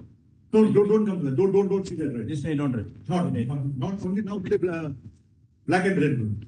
So, you have said in 198.3.2 that the witnesses and the notary shall record their satisfaction. Yes. Now, in the earlier clause, you have permitted and attested before a notary or gazetted officer. All right. Lordship is right, because it will be in synchronization with one. Yes, because supposing it's before a gazetted officer, he should also certify Right. witnesses and the notary or gazetted officer. Yes. Correct? Yes. Shall record their satisfaction that the document has been executed voluntarily and without any coercion or inducement and with full understanding of all the relevant information. Then what is to be done with this, advance directive? What we had in mind, we had a discussion. One more additional safeguard we wanted to incorporate, which is that once this is done, they should get back to him that he confirms in writing. It is just an additional safeguard. See that you have done this, and he writes back. So that will be kept along with the original declaration. This is to avoid any kind of fraud which you can, and it's somebody who is doing it in writing. Give it to your lordship, because suppose I go to the gazetted officer, I sign it before him. Now, or he comes before you. Whatever it is. It's very unlikely he may want me to come before him or for a notary. Notary, I'll have to go to the court campus and get the notary to do it. Now, I sign it before him. Signed before the notary, public witnesses are there.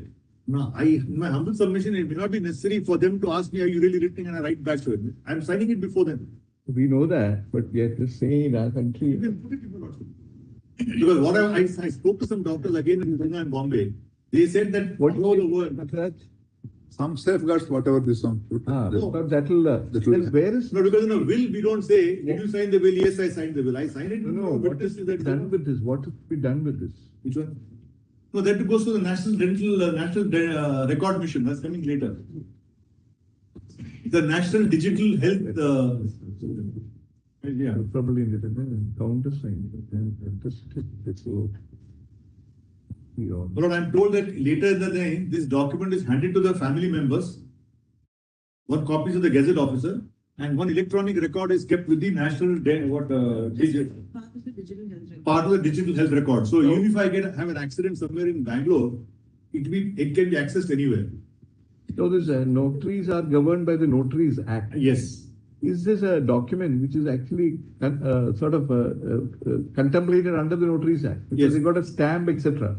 No, there's a notary stamp. He puts That's a, right. it's a So stamp. is this a document? It's actually rubber stamp. He doesn't put any court fees. He just puts a rubber stamp. That's right. That's right. He's authorized. He's been authorized by the respective High Court to be a notary public. That's right. Authorized to administer.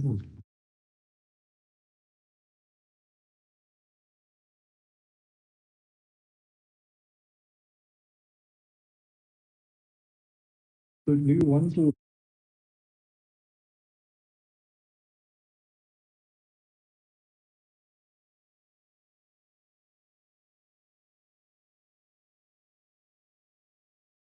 Be done this. In page 2. The Lordship's answer is in page 2. So we are deleting, we have to also now see that JFCM goes out, Yes. shall forward one copy to the JFMC goes out. That is also going to be deleted? Yes, Nataraj, you're agreeing Yes, with that? yes. Rest of it. All right.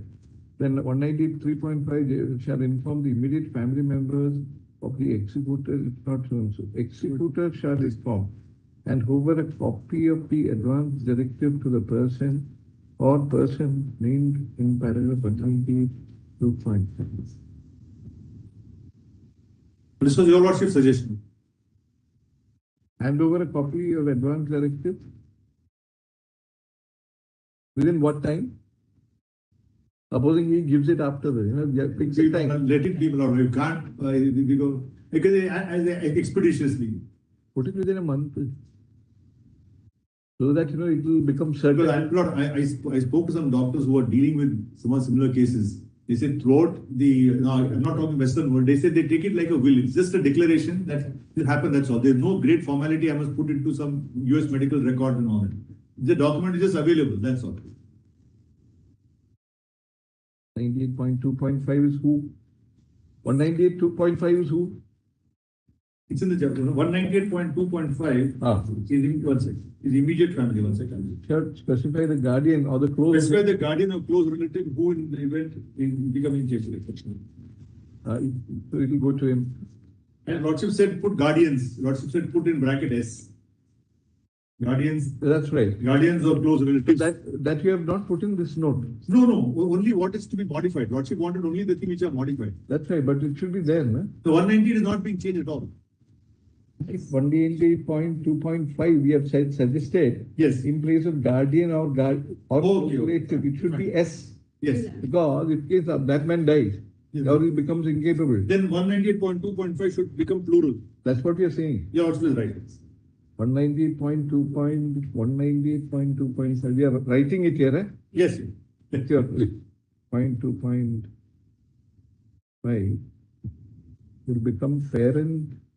I mean, guardian will become Guardians or close relatives. or it will become relatives. That's right. So that is okay. Then 198.3.6. Yeah. Your Lordship asked who? You also choose because of privacy issues.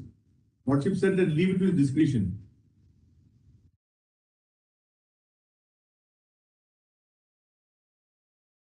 You know, this 198.3.6 original will remain. You want this red portion to be added. Yeah, the original portion will be there. Will be there. Yes. Ah.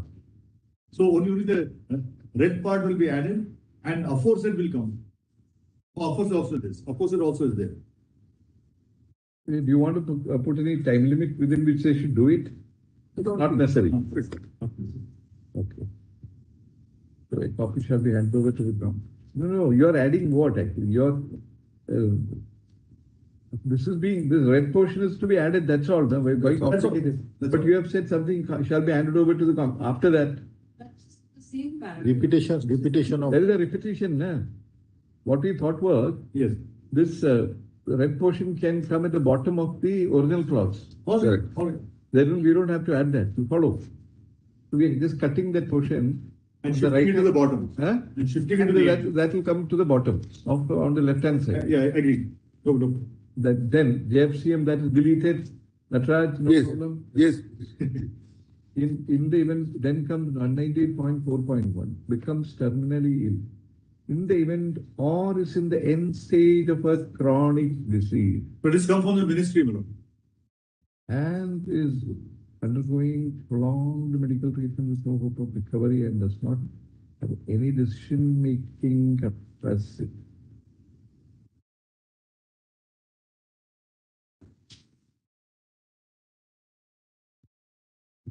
.1.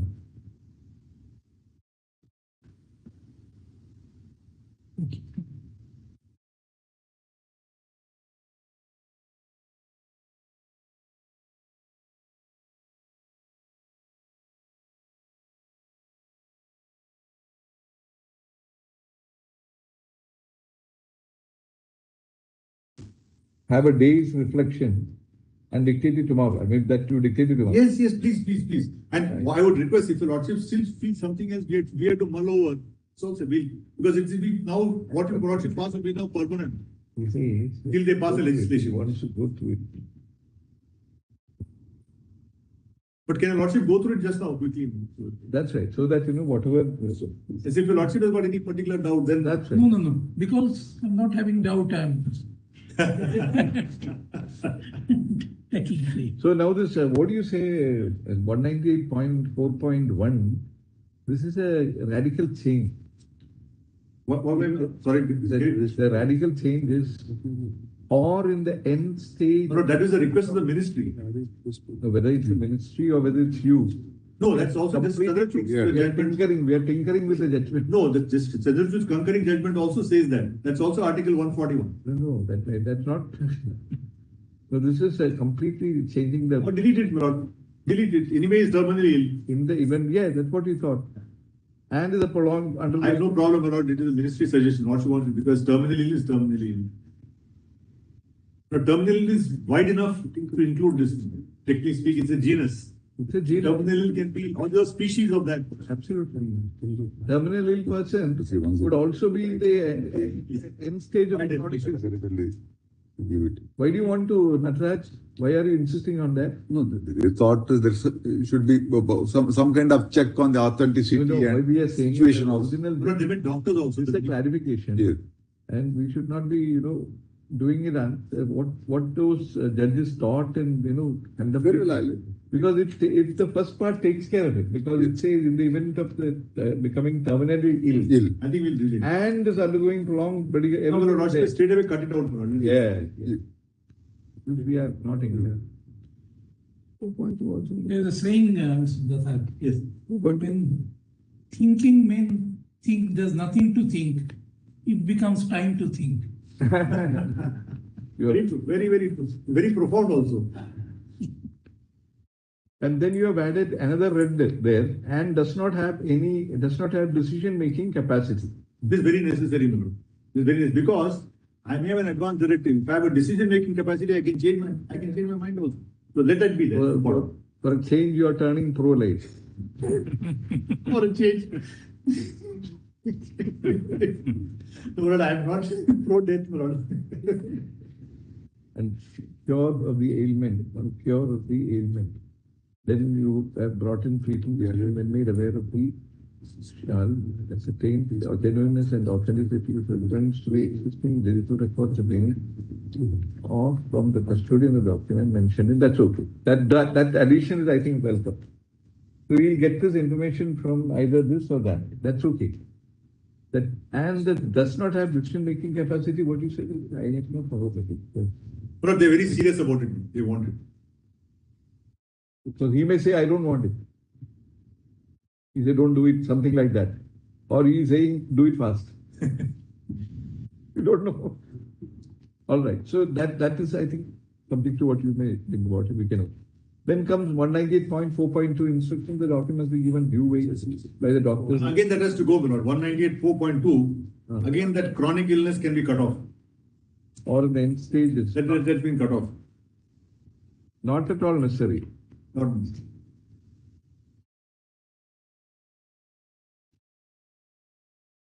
Then comes 198.4.3. That's very minor. If the decision treating is satisfied, the instruction given in the document need to be acted upon. You shall inform the person's name. Yes. That's automatic. Nothing. That's nothing much in it. No. Your Lordship has to really decide on 198.4. There we require your Lordship's inputs. The bench has to decide on that. So the person so and so has replied. Change. Then 198.4.4. Yes, that's what I'm saying. There your Lordship has to. Hospital where the executor has been admitted to medical treatment shall then constitute a primary medical board. I just want to highlight one, supposing somebody was executed an advance directive, gets admitted in a hospital with just the rudimentary medical facilities. What will happen then? Nothing. There will be no primary board. There will be no primary board. Then what will happen then? Nothing. He continue treatment or he will die, whatever happens. Nothing can be done. Lordship is right. Suppose a person gets an accident in the highway somewhere, he is taken to the nearest health center. What to do? What to do?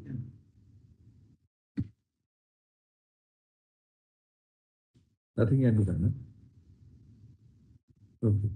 Admitted for medical treatment shall constitute a primary medical board consisting of the treating physician and at least two experts with. Now, this is a major thing. You're going to cut down, take out the 20 years experience safeguard, substitute it with subject expert. At least one. Because the answer was the person gets subject expert when he's 33, 34. He has to keep on studying till 24, 25, 26. After MBBS, then they do residency, then they do MD, then MS, and so on and so forth. And you're making it 5 years. 5 years experience. What is the view of the government?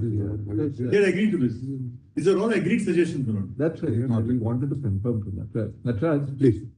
Now, here we want to know how will this 198.4.4 it involves actually at head of the treating department and at least 3 experts from the fields of general medicine, cardiology, neurology. All of that goes. No, we said about the 2 subject experts, that is with 5 years, that is sufficient in this. Because Lordship said last time, subject experts will be better than instead of putting multiple departments. Yes. What I thought of doing was that to add to that. You see, I would suggest let's just because why the earlier bench thought it fit to call out these disciplines separately expressly. But suppose a person is, let's say, having terminal cancer. So I think the expert will be oncologist. He's not going to call, say, somebody from hepatology or something like that. We just put subject experts. So Lordship also suggested, so putting on, suppose hospital doesn't have one doc for that particular branch. And now they say, all these, is it one from each? Is it 2 out of 3? So all those problems come. So the subject expert will be determined by whom? By the primary board. No. Hospital. Hospital? Yes. Who in the hospital? Hospital means what? Somebody must take that call. The administrator, the director, the medical leader. So suppose it's a large hospital, say controlled by a large family. Suppose a family is running a hospital with 50, 60 beds. Father is there, wife is a doctor, children are. They will then, patient is treated by some doctor. That leader of the hospital will take a break. This is the only area where I have. No, hospital is to form a primary board because treating physician plus 2 more doctors, that's all. Actually, subject expert relates to the patient, the ailment that is suffering. Ailment. So it is nothing to do actually with the decision of the director. Etc. Because the director may not be in that field also. So it will actually relate to the ailment of the patient. Correct. Absolutely. And my lord, this is Joseph, suppose it's a medium-sized hospital, they don't have 2 subjects. They'll have to get the neighboring or nearby hospital just to come and confirm. May take up to witness's opinion, this is the preliminary opinion, who in turn shall receive both the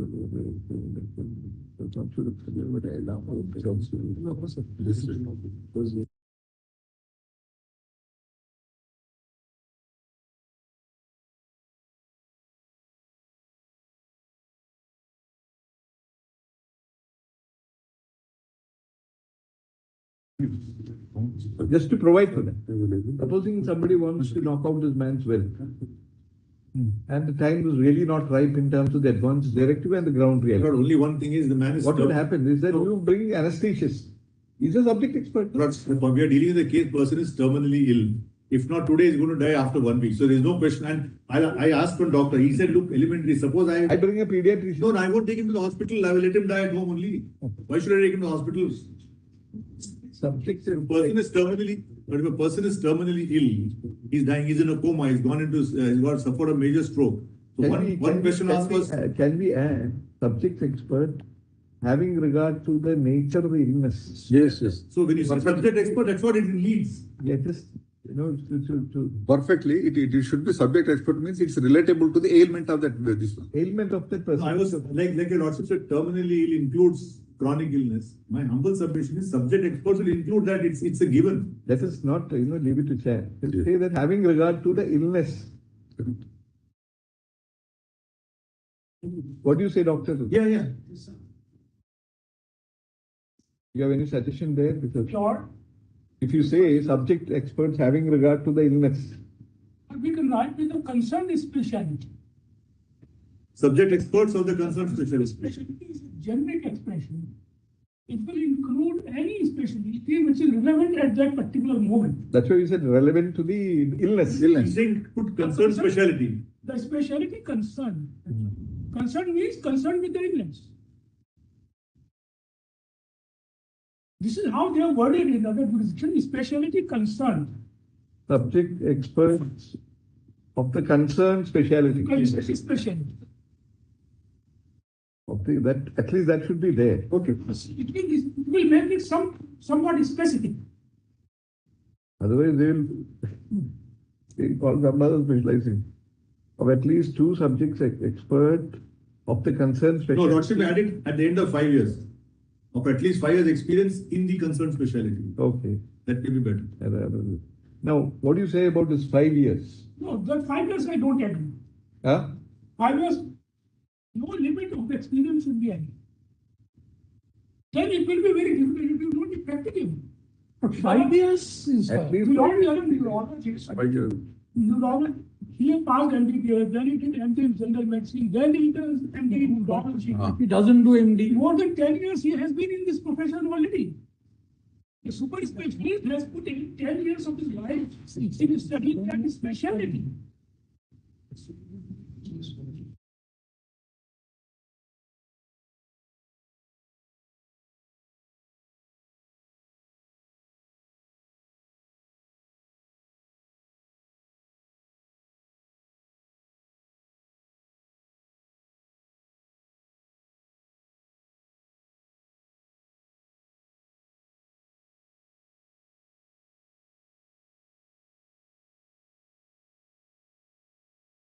Five years remain doctor. So that expert of at least. Now, when you say two subject experts of at least 5 years experience in specialty. experts with at least, it should be. No, yeah, of experts of at least 5 years experience, with at least, let's put with, at least 5 years experience. With at least. 5 years experience in the concerned specialty. In the concerned specialty. So, it means that, we should be clear in our mind, because that is after MBBS, he does say, for example, MD medicine. Correct. The super specialty is DM medicine. Okay. Another 3 years minimum. That will be another 3 years. So when you are talking about the subject expert, are we talking about somebody who is that is DM or MD? Just put 5 years, bro. Just put 5 years in. So we want to at least know what we are doing. No. Why I'm saying concerned specialty. So we are cutting down 20 years. No, that's why we are asking you. We should be clear in our mind. No, I put it. You take another case. You take cardiology. The same way. You have got DM cardiology. Yes. I think you have got DM cardiology. Yes. So what is I put it this way. Suppose the person has worked in the cardiology department. He has finished his MD general medicine. He has been put in the cardiology department. Then he doesn't get admission for 1 year. Then he joins after 2 years. He would have done MD cardiology. Yes. You see, you can specialize in cardiology right after MBBS. Yes. Correct? Yes. You don't have to do MD, medicine. No, we never do directly. After MBBS, we have to do MD general medicine. Then we can enter the specialty cardiology or neurology or oncology, whatever it is. Do you have to do MD medicine? I mean, to become a MD cardiologist? It's a 5 years post-graduation. After post-graduation. Only after post-graduation we can enter the specialty. After MD medicine, then only you can go further for MCH, cardiology. Yes. So what doctor is saying is 5 years experience after post-graduation. That is what I'm saying. After completion of The post-graduation. super specialist has already been for about 10 years in the field. That is 8 years after, 6 years after passing MBBS. When I spoke to doctors, they are saying, please, they are saying that, look, a man is terminally ill. It doesn't require a man of 20 years to know that he is terminally ill. We are dealing with cases. Even the Sir can say that. No, I can't say. No, but I'm saying it doesn't require 5 years experience. Normally you No, what I'm saying is, since your lordship says in the earlier bench said 20, we can't make it 0. So that's the only way of working. What's the workable experience? Just put 5 years experience. When you say 5 years experience when you say experience in the concerned specialty, he can do it only after he starts finishing his course. After In the concerned specialty. It should be after post-graduation. 5 years after. No, but I'm submitting. One second. He can't do the concerned specialty unless he's finished his post-graduation. Let's look at it that way. When I say 5 years experience in cardiology, only after DM cardiology is taken 5 years. What about MD medicine? Can a member? According to us, that also should be taken into account. We can say 5 years after completing MBBS, it should be enough. Or you can say of Because I mentioned there could be many parts of India you may not get the doctors. Of at least 5 years experience After of the concerned specialty. No, you can also say after 5 years experience after completing medical education. No, we have to say of the concerned specialty. That has to be there. No, I'm only submitting. When I say concerned specialty, it ipso facto means he has completed that MD course and has worked for 5 years. That is my humble, I'm putting it that way. Because he will not be a concerned specialist till he has passed the exam. With at least 2 years expert, with at least 2 years experience of the concerned specialty is sufficient then. More than this. All right. Then what is the next thing? Who in turn shall visit the patient in the presence of his guardian, close relative, Relative, here also Yeah, guardian, guardians related, yes. guardians, relatives. Right, suppose Here we may not. in a lighter way, the General Clause Act will apply to a judgment. Singular includes plural words. And form an opinion within 24 hours of case being referred to it. Yes. Whether to certify it so and so. Or should we make it 24 hours our request? Actually, we have taken maximum of 48 hours. That may include anything below even 8. Suppose you take. That is to be seen later, Manoj. That's right. No, we want to say this. That has to be seen later. That is to be seen later. Please, I'll see it later. Once it is constituted, I give you 24 hours. 24 hours they have to visit and at least 48 hours. All right. Then what is the next one?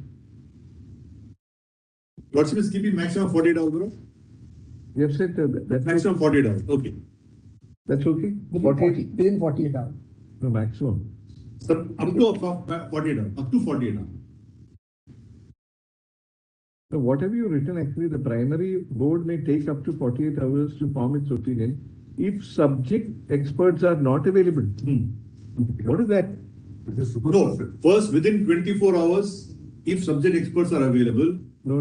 This is completely different. Please read it. Yes, the primary board may take up to a maximum of 48 hours to form its opinion if subject experts are not available. That is available within 24 hours. So then can you have a primary board without that? No. It's a superfluous expression. Superfluous expression. That's the second part. Then why did you agree for this? No. Sorry, they're not superfluous. Please, it's a great application of mind.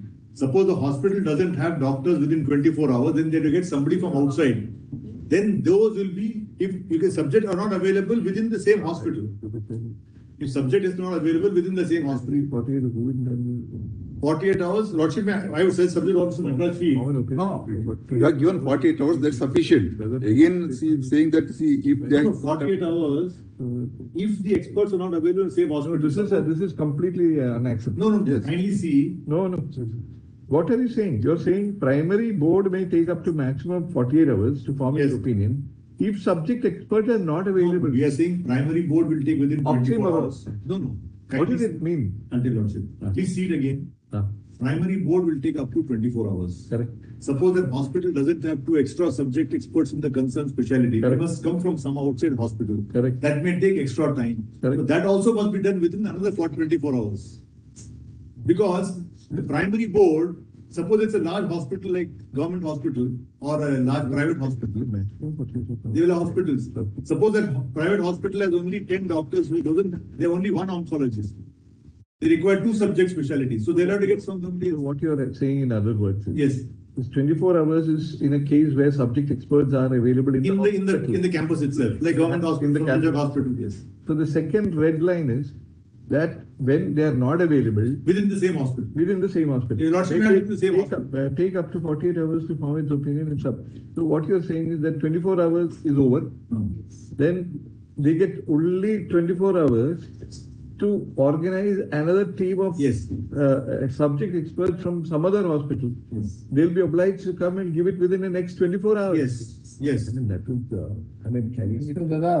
That is carrying it through. After such a long deliberations going on, I just put a stress on myself to know that is the reason the legislature is not coming at the place for the reason. No. They said that it is such a job for us, and whatever we do, day or tomorrow, something is wrong. Or what should we say? So what we suggest, make it less complicated. That's right. Be something for minimal as it is. Be something for the person who have to be called. No. My point is. As simplify you do, as simplify it work. Lordship is right. If you suggest, This is very complicated. What I'm saying is, suppose the subject experts are not available in the same hospital. So we don't want to fix a time limit at 48 hours, which is just 24 hours more. You look at the situation. Just because. Then Lordship may put like this. I'm just suggesting. At the earliest. No. We. Complicate and expand. Can I suggest like this? Don't make it so, Can I just suggest by the hour and all that. Mr. Datta, only one minute listen. Yeah. Page 7 we are referring to 199.1. 198.4.4. Page 3. Sure. This one. 199.1. This is the second red line. The second red line. No. I read with your permission. Primary medical board may certify the course of action to be taken. Now we are reading. Within 48 hours of the case being referred to it and stop. Leave the rest. That's right. Agreed. Now simplify. And leave something to be done by the person to who has to take a charge. You can't put everywhere if and but. That fellow will just go around in the corners and find out what is my role. That's why with Nataraj I asked the people, please leave it. This court is doing this business, this court may continue. We don't want to separate. We are completely tinkering with it like a review, because this is not contemplated by this court. There is no occasion or requirement to complicate all this. There's no as and when this. But not We shouldn't be doing it. We all try to simplify, but still complication goes on. This presentation doesn't. As more as you read, more you will find something. Brother, even this within 24 hours, this ultimatum for forming their opinion, I don't think so they may need consultation. They may take because ultimately everything hinges on that opinion to begin with. 48 hours, 96 hours. No, we are. I don't think Within 40 As long as also within so and so time. we should say at the earliest. Because there is no such thing in the main. No, this 24 hours are agreed between all of us, Lord.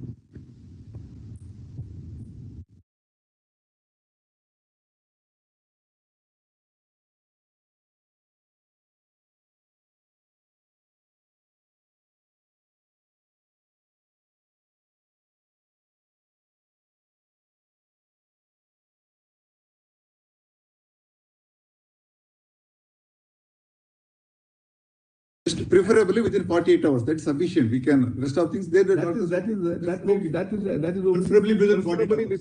Preferably within is okay, because that will send a signal. That's right. So this Where it's a completely case, no chance, and they can take it within 1 hour also. No. They're saying that the first red, that within 24 hours we'll change it as Preferably within 40. Just add preferably. preferably within 48 hours. Just add preferably there, Manoj. That's okay. That's right. Who in turn shall this is so that other thing we are cutting out. The second thing red we are going, that goes within preferably, yes, preferably within 48 hours. No, they agree. That is very fair. Not at all fair. 48 hours. 48 hours. Of the case being referred to it, whether this also is also that's okay. The other thing goes. Then this next is in the event of the medical board, primary medical board certifies that the instruction contained so and so ought to be carried out, shall forthwith constitute as secondary medical. So that is to be constituted by whom again? Please see next page.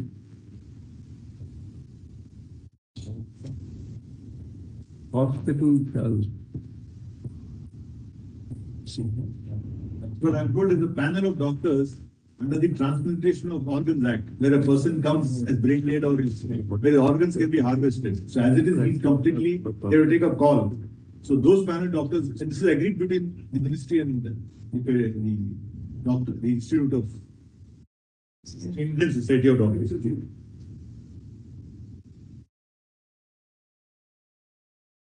But you also see the copies of the act, we got the act. They shall visit the hospital evaluation and if they concur with the initial decision also, so they may endorse the certificate to carry out. So physical inspection is necessary now. Shall provide his opinion within 48 hours. That is also again we are going to make it within 48 hours. Preferably within 48 hours. Preferably within, yes. We can't put the knife to the neck. Preferably within 48 hours. Okay. So then the next sentence is this time may be extended to a maximum of 48 hours. That will go. That will go. That has to go. Yes. Correct? Yes. So the secondary board will be constituted by the hospital itself. No. Yeah. There is no. That's what we've agreed. Yes. That's what I wanted to point out. What has been agreed or what is of this one? It shall be by the district medical officer. That's what we pointed out. One doctor. That is what this court has also Yes, said. one doctor. And two subject experts who are not part of the primary board. That's all is the requirement. Only one, what they said is in a large city like Bombay, I am staying, say, in Andheri. Where is the district medical officer? I don't even know. I lived in Bombay for most of it. I don't even know where Chennai. I don't even know where my district medical officer is. You had lived in a smaller cities, you would. The doctor. It's in Calcutta. Do you know where? We don't know where the DMO is. When we had to do our testing for. It's the doctor and chief medical officer from DGHS.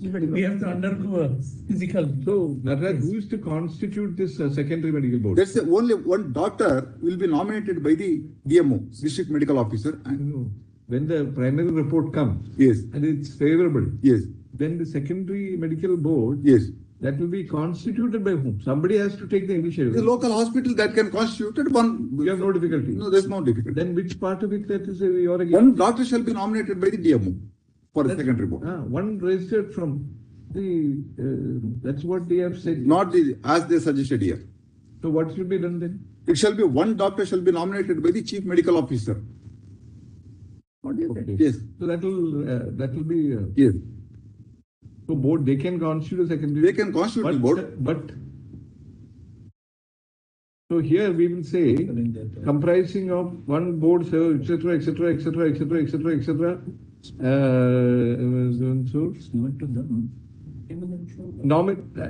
Before and at least two subject experts, we will add the words nominated by the chief medical officer. The problem will be solved. Yes. I think the same thing is there. No, not same. They said something about this one. No. Here, you know. Here we will say nominated by this board. One I've got to interrupt. You understood what you're saying? No, yes, I understood, but it's not going to work out. What I'm told because there is a permanent panel under the Transplantation of Medical Organs Act. Only they're existing in the statute. That's right. What they're saying is the person is dying. Primary board has taken a call. Now, as it is 24 hours plus 48 hours is there. Now, if you're going to start constituting a board, that doctor should be, they're saying when the panel is already available, why don't we use that panel is the suggestion by the doctors? We have understood, but this is some kind of an agreed order. That is not a finger with it. Then Lordship, It is, we are only adding this and nominated by the chief medical officer. Correct. We will only say that it should be time limit. There should be time. the point is where They have to nominate. No, They have to nominate within a particular time. That we can add. No, the DMO has to nominate. The DMO has to telephone the doctor. Is he agreeable, not agreeable? All that. Where is the? I mean, can we completely tinker with the judgment? No. I'm saying. No, I'm just saying. You say preferably by the DMO. I don't agree. Once again, I think he's what he's dealing with and what he's correct. And nominated by the chief medical officer. That's what I'm saying. One registered medical, Rajan, you have it?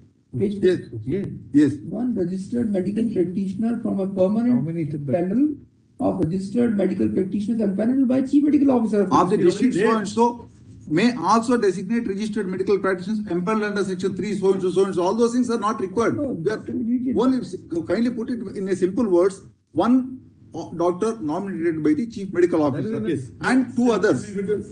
Just do one thing. Now, if I'm right, just correct me if I'm wrong. Just go to the first three red lines, not page 4. One registered medical practitioner from a permanent panel of registered medical practitioners. All those things we don't full stop. Those things we don't have to say. Full stop. What you will just put full stop after the district and one registered medical practitioner nominated by the chief medical officer. Yes. Why complicate it? Yes, she wants to say something. Etc. etc. But she wants it because she discussed. Let us not, let's close it. I mean, don't keep it, like this. Very complicated. Yeah. Just one thing, which is that we. Just a moment. Yes. One registered medical practitioner nominated. He is saying that by the no, Lordship may keep from a permanent panel. There is a panel existing. chief medical officer. No, there is a permanent panel and nominated by the CMO. And at least two then it will read like this, and at least two subject experts of at least 5 years experience. Who are not part of the primary board. That also must be added. Yes. Who were not Can your Lordship just tell us the sentence? part, we'll read it out. Yes, sorry. Part of the primary board. So it will read like this. comprising one registered medical practitioner. In the event of a medical, etc., certified so and so, then immediately constitute a second medical board comprising of one registered medical practitioner nominated by the chief medical officer of which hospital? Of the district. Otherwise, it will be not clear. Of the district. Of the district. Nominated by the board, and at least two subject experts. Yes. With at least the same word we use as we have used. Of subject experts with at least 5 years experience in the concerned specialty. Now, same thing will. Now, only one thing, just to reconsider one small point. Just a moment. At least let me complete that.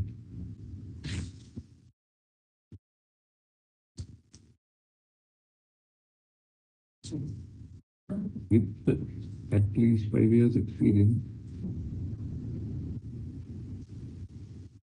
Experience of the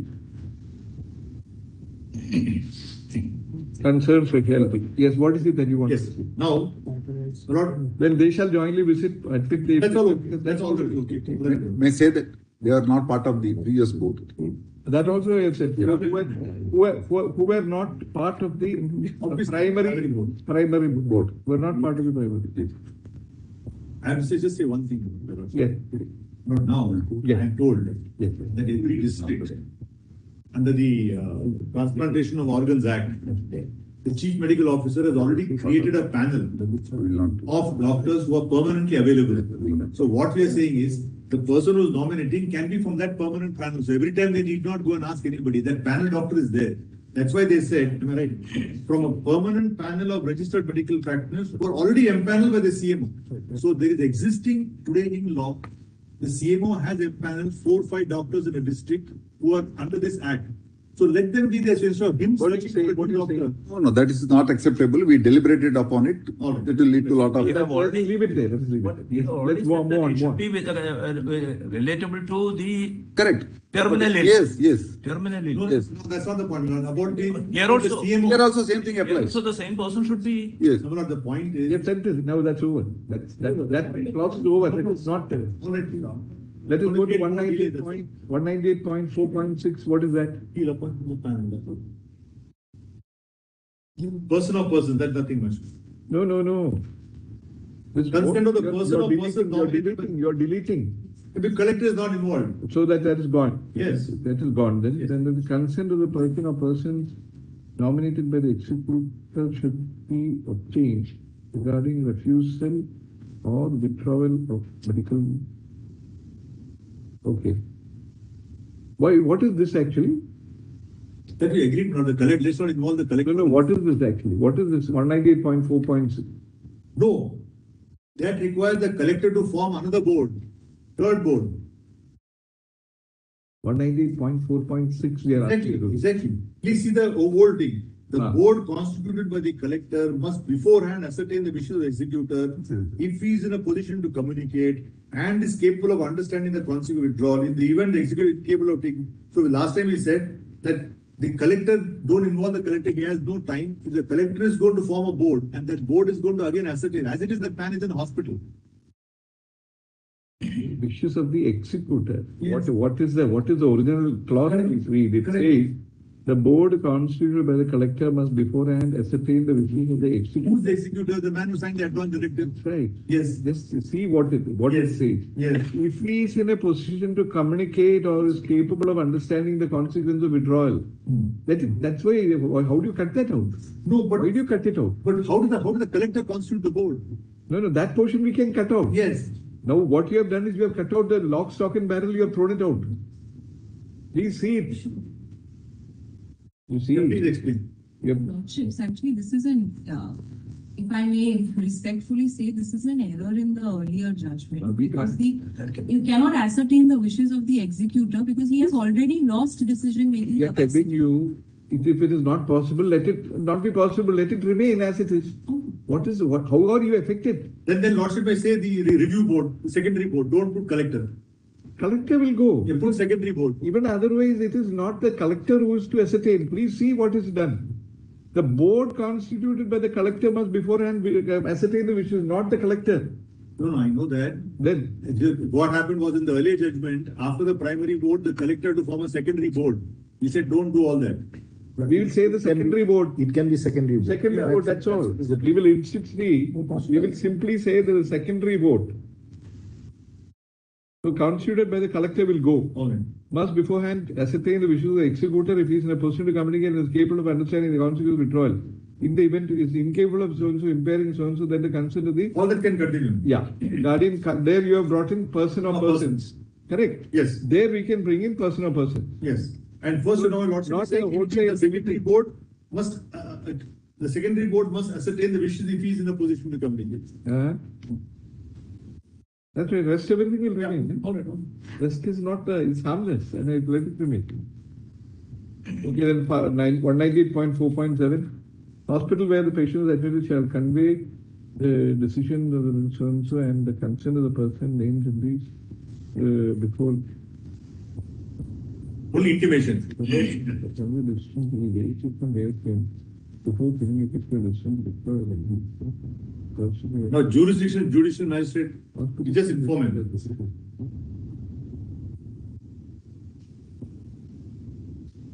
So this is going to be a big, because that will be just withdrawing it. just inform him, that's all. That's informing it. That's okay. No change. But that's good, before giving effect to decision. That's right. Before, what is the purpose of doing that? Just to tell him that it's going to be done. But I have not said I agreed, but I think before giving effect to another 24 hours primary board, 48 hours secondary board, go to magistrate, he must be informed. And I don't know how it's going to work out, but we'll leave it. Yeah. Don't put before giving effect to one. Necessary. All right, leave it. Okay, leave it. Then 198.5.1, my God. If permission is refused, but it would be open to the person named that or even treating person approach. That's, I think it is. Yeah. That's okay, I think. Yeah. But Raj? Yes, that's Then 198.5. All this no change. Then come 198.6.4. Where the primary medical board takes a decision not to follow an advance file. This is not. The person or the person named in the advance direct test may request the hospital to refer to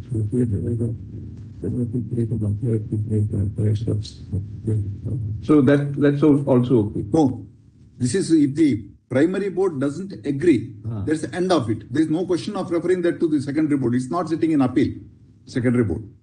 On edition, where they said that it cannot be done. Only the positive decision can be referred again for the purpose of confirmation. Earlier No, what is the earlier provision at this? Yes. 198.6.4. Where the hospital medical board takes a decision not to follow the advance directive while treating the person, then it shall make an application to the medical board constituted by the collector for consideration. Secondary board. That's all. The secondary board. No. Yes, now what it is said, where the primary medical board takes a decision not to follow the advance directive while treating the person or persons named in the directive may request the hospital to refer the case to the secondary medical board. Then again it has to go to the secondary board. They're sitting in appeal. Same thing here. It doesn't make any The difference. collector's board, secondary board. That's right.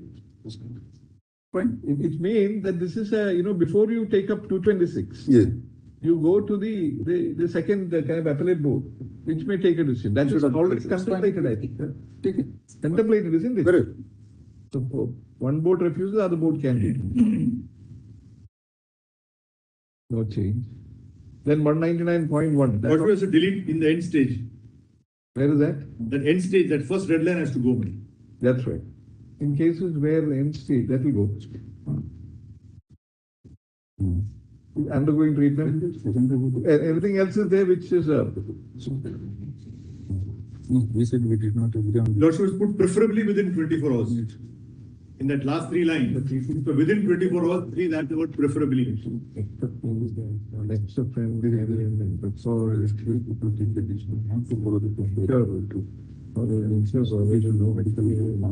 Inform the. Then Lordship may say the time may be extended if the external hours, don't put 48 hours.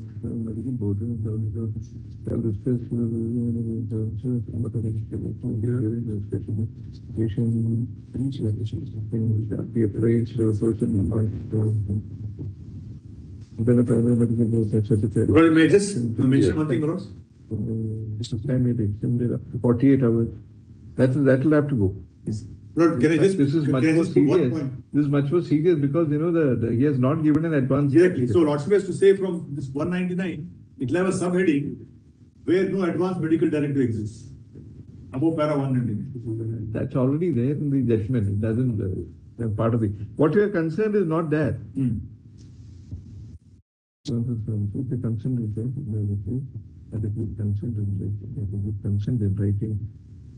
The one problem we are pointing out here is that who will have to give consent in writing? The family members or family member? Patient is in a coma. Yeah. Who out of the family members? The family members. You can't improve on that. Yeah, we can't.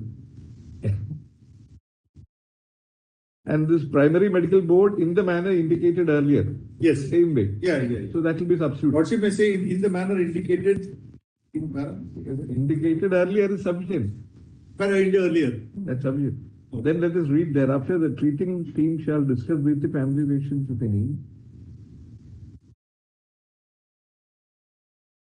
Then shall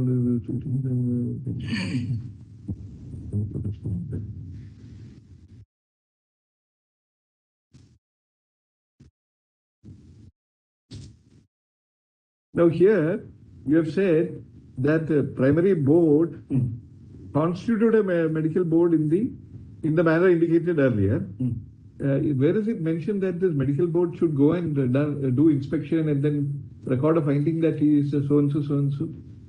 Meaning? Is it there? I didn't follow that. See, it speaks about which in turn shall constitute a primary medical board in the manner indicated earlier. Yes. Thereafter, what is to be done? The treating team shall discuss with the family physician. No. Instead of the hospital medical board, you have made it treating team. Yes. Shall discuss. Yes. With the family physician. Yes. You should make it primary board. Because it was earlier a hospital board, it will be primary board. Let put primary board.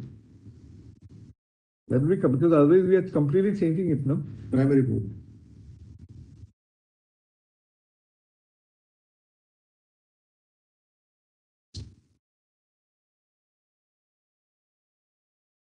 Yes. So that will be family board. Primary board.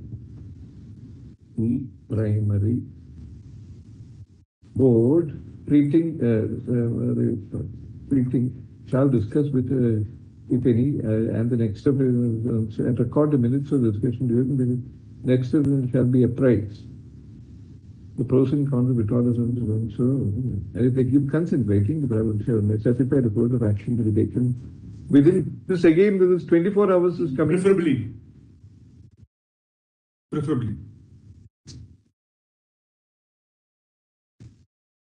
Preferably within 48 hours. You want this 48 hours for this also? Because this is the case where there is an advance directive. This is being done by the hospital. After the kith or kin have given their consent. May certify the course of action. The Lordship said, suppose you want to consult some more records, is there? That's right. This is their decision shall be recorded as a preliminary. In the event primary medical certified the option of withdrawing. Should we say that after after inspecting and all that is not there? We found that what is the procedure to be adopted by the medical board, that how they should go about it. I'm sorry. As to what should be done by the medical board, primary medical board, it's conspicuous by its absence. They have put no pros and cons of withdrawal, borrowed the Supreme Court language. That's right. We are saying, doesn't say that they should do an inspection of the study. Yes, because when they say pro and con, they are already inspecting. Implied. So, in between pros and cons, you take somebody's life. Okay.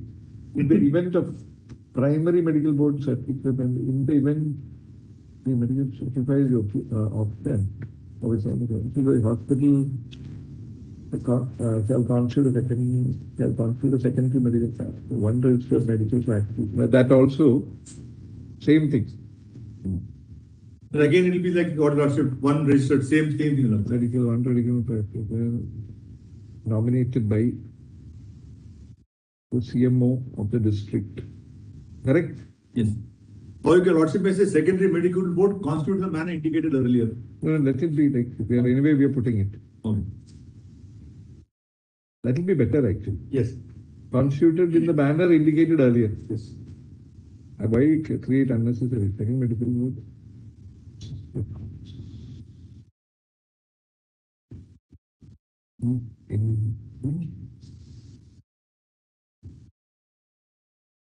Manner indicated about it. Hearing before. Secondary medical board shall visit the hospital for proceedings and after studying may concur with the opinion of the primary medical board. That intimation shall be given to the hospital insurance and so on. So the medical shall provide his opinion. There also we'll have to say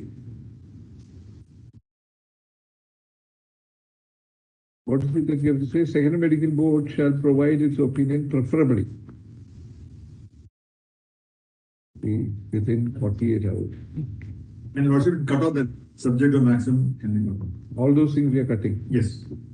48 hours of the case being referred to it. Then the last one we hope. What about 199.4? See, I don't think any difficulties there. I don't think they have any objection. In such case, the patient's next of kin may request the hospital to refer to the. It's the same thing actually. May request. What do you say, Nataraj, about this last one? 199.4. That's all right? That's right. The same thing. Everything is applicable to this. So then goes to Article 226. In case of the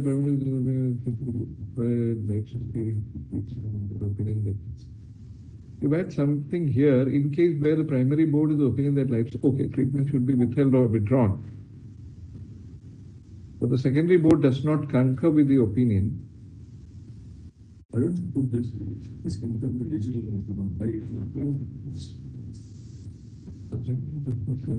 Opinion of the medical board. Lordship may just say whether you go to High Court, that para 200. It says that you go to High Court. Go to High Court. I say if it's in the National Digital, why bother about the High Court again? So High Court has to keep a separate registry, keep a file, keep a server. No. It speaks about the right to go to the High Court. Yes. No. Having said this, we think it's appropriate to cover a vital aspect to the effect life support is the same shall be intimated by the magistrate to the High Court. It shall be kept in a digital format by the Registry of High Court, apart from keeping the hard copy. Which Where are you? What are you reading? Where are you? 200. Oh, you are reading. That there is no change. Just before that. I thought if we are on 199.4. Yes. That of course that we are. There is some change. 199.4. Earlier it was once the primary board refuses, then he had a right to go to court under 226. See the left side para. Now we are saying go to secondary board before. No, that is not. So virtually we will be tinkering with everything. Now again they want that to be referred to the secondary board. Go to High Court straight. Straight to High Court it should. No, but then we have adopted the same. That is for yes, because it was provided in the previous judgment. No, in the advance. As it is provided. I have no problem. If you want to go to High Court straight away, go, Lord. I have no problem. They are just trying to save the High Court's time. We just wanted that the family also is assured that the primary board has said so, the secondary board has said so, then you go to High Court. If Lordship doesn't want secondary board, I have no problem. So we are here only, we will simply add where the primary board. The only change that we will be making is that we will be adding the word primary board. Because you follow. The Lordship will see 190.4. 199.4. Yes, but Lord, first primary board says you shall not withdraw the support. Withdraw so and so. Or the collector nominated but may not concur with the opinion. That let it remain as it is. Yes. Either the primary board does not agree. Then what happens? The patient is kept. Go to 226. Yes. If the secondary board does not agree with the primary board. No, if you're not going to, if either two steps are there, if your Lordship is going to accept the suggested change, there is a primary board says no, you will not withdraw life support. The matter. But the relatives say there's no point. Right, but the doctor says I will not do it. Correct. Then you can go to 226 and the High Court can withdraw. What we are saying is, go to the secondary board. The secondary board suppose says. We've understood what you have said, but You drop it. we don't want to do that. So this will only, we'll add the word primary board in one line. The entire red line can be cut off. No, we are just adding the word primary. There may be cases where the primary board may not take a decision. So we are adding the word primary. It's already there, my lord. No, it's not there. See, where the board may not take a The decision. primary medical board. That is what you have added. No? Yeah. We are saying in the original clause, we are just adding the word primary board. Medical board, you can say. You didn't, on the left hand side. No, so it will be only one addition in the left hand column. I got it. Only primary medical board will be added. So this is subject to what, you know? The Lordship has removed collector and all that. That's right. That's right. Or the review medical board. We can make it review medical, isn't it? Secondary medical. Secondary board. Reporting to the If a collector nominated medical board, it will be the secondary medical board. That will be the only change. Yes, two changes there. Primary board and secondary board. That's right.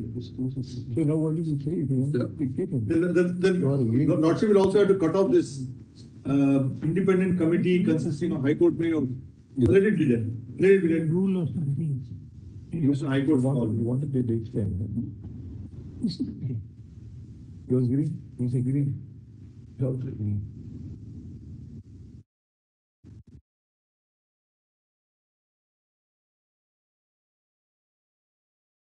Agree.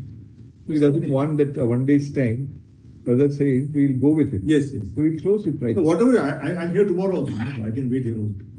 That is No problem. If Lordship wants to, I think there's nothing more left because everything is just, unless just That is post what we want to One, there should be parameter to 198.4.7. Sorry? 198.4.7. 4.7. Yes, that parameter provision should be given to no advance directive also. For the Yes. Reporting to the magistrate, that should be incorporated for where there is no advance medical It's directive. already there. I don't think. It's not there, I don't think. hospital where the patient is admitted. Please see, The page 8, decision of the primary medical. 198.7 is there. No, please use page 8. The secondary board says. 198.4.7, Yes. where it mandates that it shall be given That's to there is 199.2. Please One- see page 8. 199 point. 2. Please see page 8. Give 1 second. In that event, intimation shall be given by the hospital to the JFMC. By the Chairman of the collector, so and so medical board to the JMFC and the family members of the board, by the chairman of the collector. In that event, intimation shall be given by the hospital to the JFMC and the next of kin. No.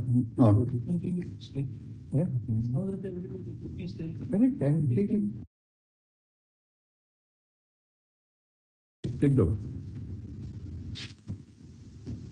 Seeking clarification of the judgment which is in fact been reported in which is the 2018, 5 SCC, page 1. Just a minute, brother. What happened? You have started. This is an application filed by so and so. So whoever is the applicant seeking clarification of the judgment. Can I request something, Lord? The clarification. Yes, can I just request something, Lord? So you can say the judgment was delivered. It was then found by the medical community that directives are not working out. Therefore, they succeed. We'll say that. All right. You have to begin. Okay. We thought we should begin with some little bit of formalism. Yes. Application by so and so of the judgment reported in so and so. What is the judgment? 2020, 2018, 5 SCC, page 1, common cause versus Union of India. That's right.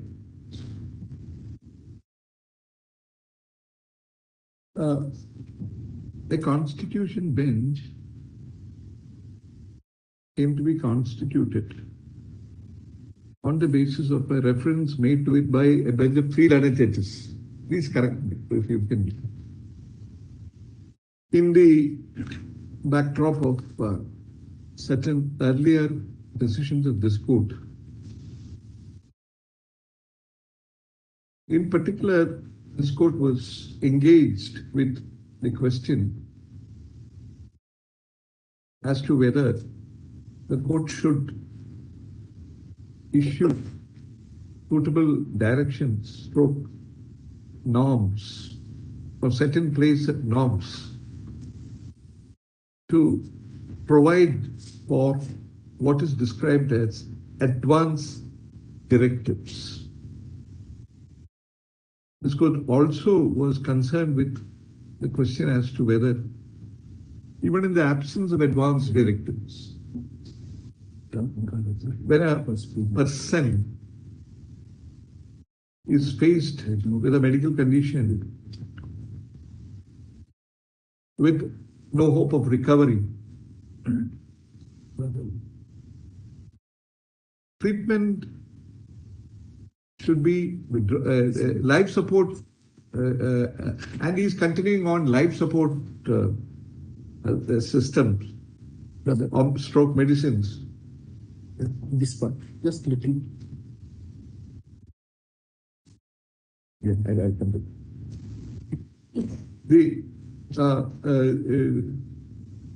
should be the life support system should be withdrawn.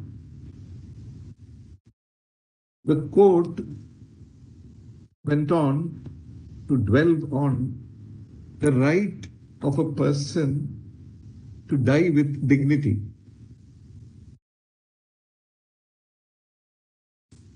Thereafter, this court has proceeded to lay down the directives as follows. You will take it down from 198 points so and so till right up to 200. Correct? Just take it down as it is. The paragraph. The applicant is approached this court within a short period, as we are advised to think, of the issuance of the directions aforesaid. The reason for approaching this court all over again appears to be that in the actual working of the directions, insurmountable obstacles are being posed. For instance, it is pointed out that this court has provided in direction paragraph 198 point so and so that in the case of an advance directive which is devised by a person, it should not only be attested by two, it must not only be in the presence of two attesting witnesses, preferably who are preferably independent witnesses, but also it should be countersigned by the judicial first class magistrate. It is pointed out that this clause has led to the very object of this court issuing directions being impaired, if not completely defeated. There are other aspects which have been highlighted in the application. Paragraph. The respondent, namely the Union of India, has filed a counter affidavit. We find from the contents of the counter affidavit that the stand of the Union of India was that it opposed the application. As we have noticed, this is an application seeking clarification. Ordinarily, be it an application lodged in this court, blessed as it is with powers under Article 142, you would have thought that the application should not receive further consideration. However, we noticed that there has been a subsequent development. The development is in the form of orders evidencing an attempt being made by the respondent also to agree to certain changes. Several rounds of discussion, it would appear, has taken place between the officers of the respondent union, which not unnaturally includes the medical experts, correct? Correct. Medical experts. According to the applicant, the difficulties which they have encountered have been spoken of and approved of by a large number of doctors. And it becomes absolutely necessary for this court to revisit the directions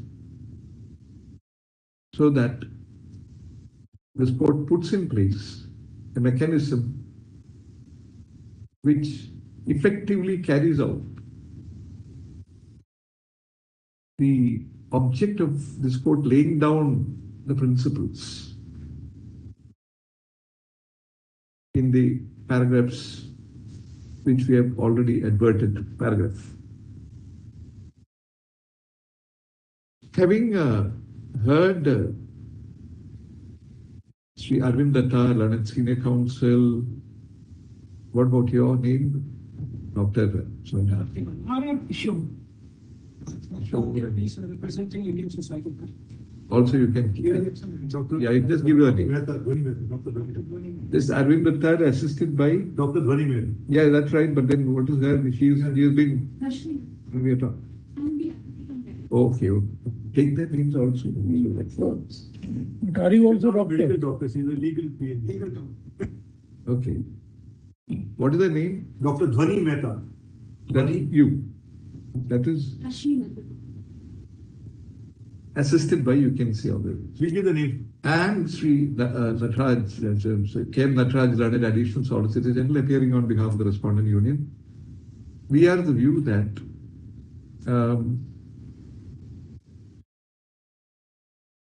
the directions contained in paragraph so and so, so and so to so and so, so and so requires to be modified, stroke, deleted as hereinafter indicated.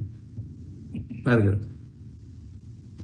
So then you have to take paragraph 198.3.1 shall read as follows. Correct?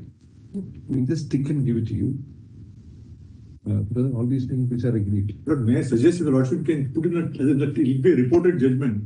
So if it can be, we are not very keen about that. We are not very keen about it being reported. No, it should be. The whole country should know. All right, let it be. So then it's a table that you can understand them. Yeah, so you have already put down the directions earlier. No, Lordship put the direction earlier. But you want that to be table. Suggesting, Lordship may think about it. Tabular. We can put it as a table. So we can, even if it is repeated, because it doesn't matter. You just put this as it is, as it is, and with the changes which have been brought out here. So can I suggest that I'll give a soft copy to the court? It will be easy. So retyping everything. That's right. I'll give a soft copy. Whatever. So that it will be easier for them to, instead of typing all over again. No, because we have also brought about some changes. Correct. So in that soft copy, they can make all. That's right. That is why let it be done that way. Yes. Nothing more to be done. That's all. I'll ask them to give a soft copy on a pen drive or something, or email it to them. Provided it contains whatever is the changes that we have brought. Yes, yes.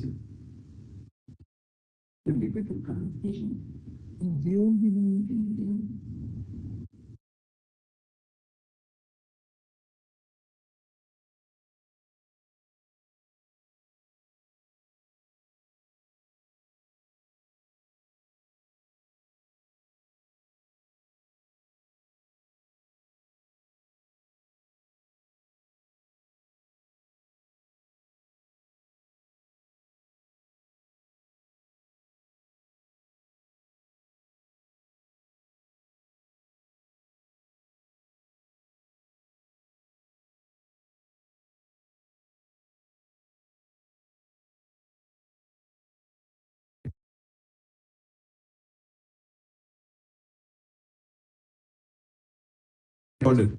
Whatever is indicated. Correct? So only one last thing. Anything more you want? No, only thing there, Mr. Shuri, No order has to cause. no, this is what I was mentioning about Arun Shuri. I was thinking over the weekend. So I said about this book preparation. He has personally signed the copies for each of them. I also get a copy, Mr. Mukherjee. Not a very good book to give as a gift, but I want to remind them that. he has signed it personally for everyone. Each of them. Not signed. No, Your Lordship, second page. The second page. It's an advice. Prepare for death. Preparing to die. He said that's the most inevitable thing, but nobody plans for it. So we must thank all of you because I think you're all acting pro bono. Yes, yes. So that is something which is hopeful. You have spent so much of your time, Nataraj, all of you. It's always pleasure. We think For the benefit of. when we go to the cremation ground, we think for it. Immediately coming out the cremation ground, everything is over. My brother wants one thing to be added. Yes. That registry will communicate a copy of this order to all the high courts. Yes. So that, they are made aware. Because the report may take some time. The law reports may take some time. That's right. So, Because they have to formulate rule for storage. Yeah, you're absolutely right. the registry will communicate a copy of this order to the registrar generals of all the high courts. Yeah, Lordship add a sentence, the high courts may formulate the rules expeditiously so that they also complete. What is that rules? No, about storage. Storage of this. That's para 200. Oops. And my lord, doctor says also to the CMOs of the district. It should go to the chief medical officers also. Yes. Go to the chief Medical office, yes, we'll. It should go to the Yes, we'll also go over it. and perhaps But how many CMOs are there? Can I say one thing? communication is. We'll get it up, we'll get And it. then the High Court registry sent to the CMOs in that district, that will be easier, instead of we sending it to 600. That's right. No, not you, but the central government should also. We'll also get Yes. it. From their. Yes, from our end, we'll get it. Let it go to the Because I could tell CMOs health not come under secretary. the unit for this. of each state. At least the High Court and information the should. No, my lord, just Or it suppose can to say put High the- Court and Health Secretary. The health secretary. That's right. So if The health secretary. this copy will be sent to the high court. Health secretary for Let them communication. do it. Let them For do it. communication. Health Secretary for outward communication to the CMOs. The registrar general of the high courts will dispatch a copy of this order to the health secretaries in the respective states. Union territory, you'll have a union territory also. So, Lordship will say for onward communication to the for CMOs. onward communication to To the respect- all the CMOs in that. to the CMOs in the state stroke union territory. Anything more? That's At a. Against side of critical care medicine, we are appelling. I want to thank you, my lordship. You're just doing our duty. It was a long way patiently. Yeah, let us see how it works. That's right, that's right. Brother Joseph. One thing. You see, Joseph at a particular moment said that when the patient is suffering end stage and there is difference of opinion, that gave rise to a certain scenario in my mind. Suppose the spouse is there and they have suffered each other such a lot. The spouse is saying, no, you must immediately act on it. Immediately packed on. Brother will say, I'm the happiest man. Well, in a lighter vein, it was said that Winston Churchill was told that his opponent Yes. was suffering for some illness. So he said, I hope it's not something minor. And if I was. Won the Nobel Prize for Literature. But that's for history of the English speaking people, not for the war series. That's right. That's right. Yeah, that's right. He also, No, I think he got to literature. He got Nobel Prize for literature. For literature. But Lordship, he wrote those 5 volumes on the war, Gathering Storm, this, that. But I was told that he won the Nobel Prize for his book on the history of the English speaking peoples. have you read the plural, yes? Yes, people. Yes, there's a collection of his speeches. Yes. Have you read Churchill's There's also letter? DVDs. Huh? Churchill's letter for his son, written to his teacher. No, I don't. I think it's a thought which one. Pinnacle, I mean, Yes. how where he reaches. Yes. Even T.K. Chesterton's letters to his son. Oh. his letter for his son Outstanding, written for a teacher. In fact, just What he want his son to develop in passage of time. in fact, my lord, this is Orthodoxy is book, Orthodoxy. who's Churchill. GK Justice. Yes, Orthodox. But only one, since you're ending, my lord, the Justice Nariman, we did a service tax on clubs. So the clubs are mutual associations. Can you have service tax on clubs because they are providing the mutuality? So there's no question of service provider. That's right. So Justice Nariman starts with the thing where Churchill was a member of the Bangalore club when he was in India, and he has not paid his dues. That's right. He's in arrears. Bangalore Club. He's a defaulter. He's in arrears. He's a defaulter. You're That really I'm not a defaulter of any of my. You're a fan. All right. So we're back to, thank you. Yes, good. I'm fond of Arbitration is, and I'm a member of so many clubs, but I'm not a defaulter. he wants to show a Babur's letter to Humayun. Different. Whatever it is, you can say. There's a letter on different subject. Babur's letter to Humayun. Okay. What you have to keep is the important. Is there burden on net? Somebody's life is in your hands. If you miss out on one word, you lose, so you would be responsible mentally. Yes. Yes. But that's not on death. So, how to run those deciding the Raja? Yes. Please, my lord. Yes. Yes, good for the contribution.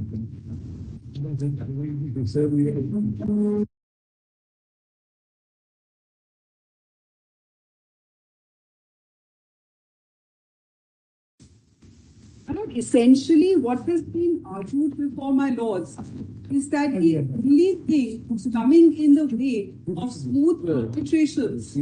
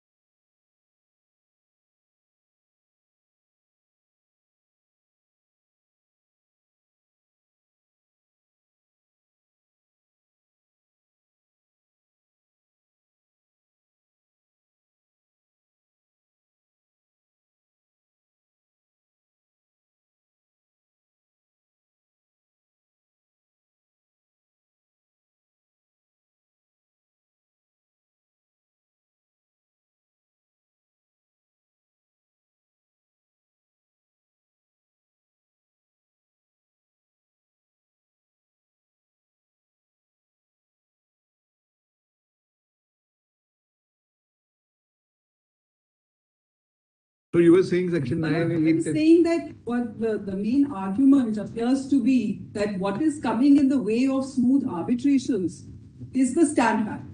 Lord, I am saying that Stamp Act deficiency, Lord, if the sections are not complied with, that is a minuscule portion of many vast agreements in the commercial world.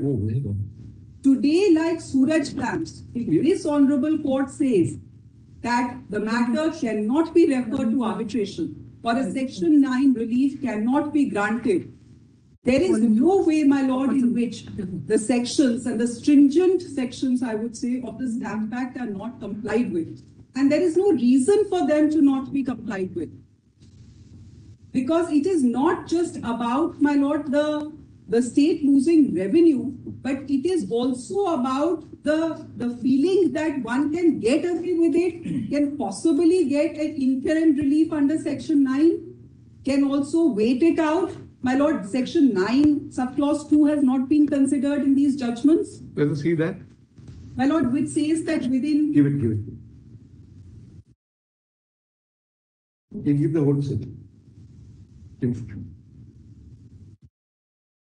My lord, in the course of my arguments, I will again come to 9.2, but my lord may see it. Yeah. My lord is seeing that 9.1 is a party made before or during arbitral proceedings. So, my lord, not just before, but also during arbitral proceedings, the Section 9 relief can be granted, or any time after the making of the arbitral award. So, my lord, Just one.